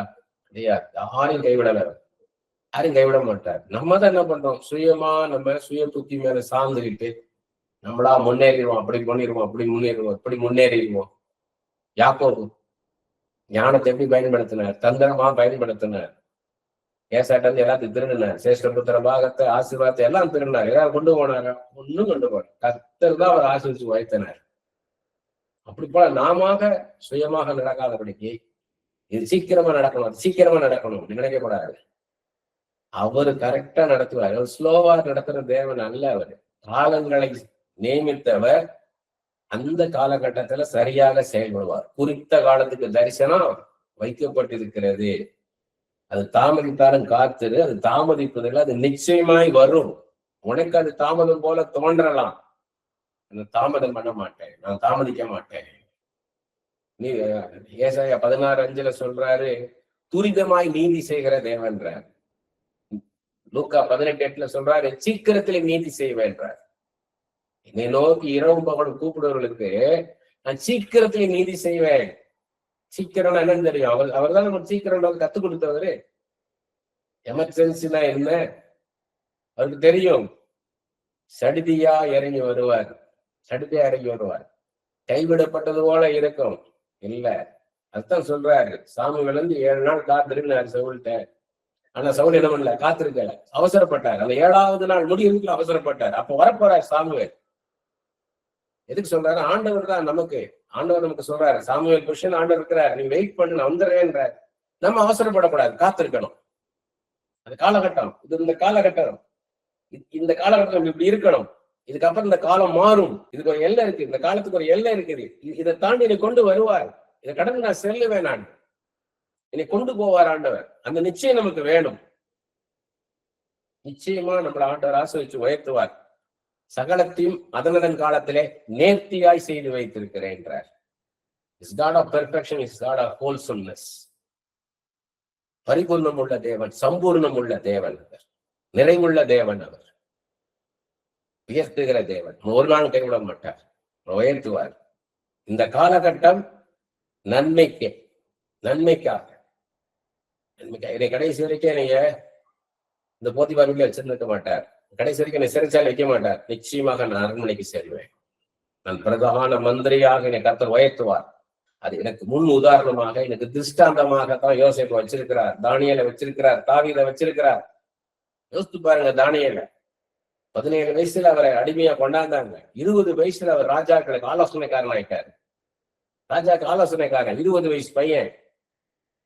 எப்படி யோசித்து பாருங்க. சாலமோனுக்காக அவங்க அப்பா தாவீது ராஜாவா இருந்தார். 20 வயசுல சாலமன் ராஜாவான. ஆனா தானியேலுக்கு யாரும் கிடையாது, அடிமை. 17 வயசு பையன். 3 வருஷத்துல அவங்க பாஷையை கத்துக்கிட்டு, அவங்க எழுதுற எழுத்தை கத்துக்கிட்டு, அவங்க பேசுற பாஷையை கத்துக்கிட்டு அந்த ராஜாவுக்கு ஆலோசனைக்காரனாக உட்கார்ந்துட்டார். அவர் ராஜாவா இருந்தா திருப்தி ஆக முடியாது. யோசேப்பை பிரதான மந்திரியா வச்சிருந்தாரு, ஒரு அட்மினிஸ்ட்ரேட்டரா வச்சிருந்தாரு. சாலமன் ஒரு அட்மினிஸ்ட்ரேட்டர் வந்திருந்தார், கிங்கா வச்சிருந்தார். ஆனா தானியேலை advisor to the king, honorary post, உயர்ந்த போஸ்ட். ராஜா போய் நிப்பார் தானியேல்கிட்ட. தானியேல் என்ன சொல்ற, ராஜா என்ன சொல்றாரு, ராஜா போய் கேட்பாரு. ஆண்டவர் என்ன சொல்றாருன்னு தானியேல் சொல்லுவார். Is the representative of heaven. பரலோகத்துக்கு பிரதிநிதி தானியேல்.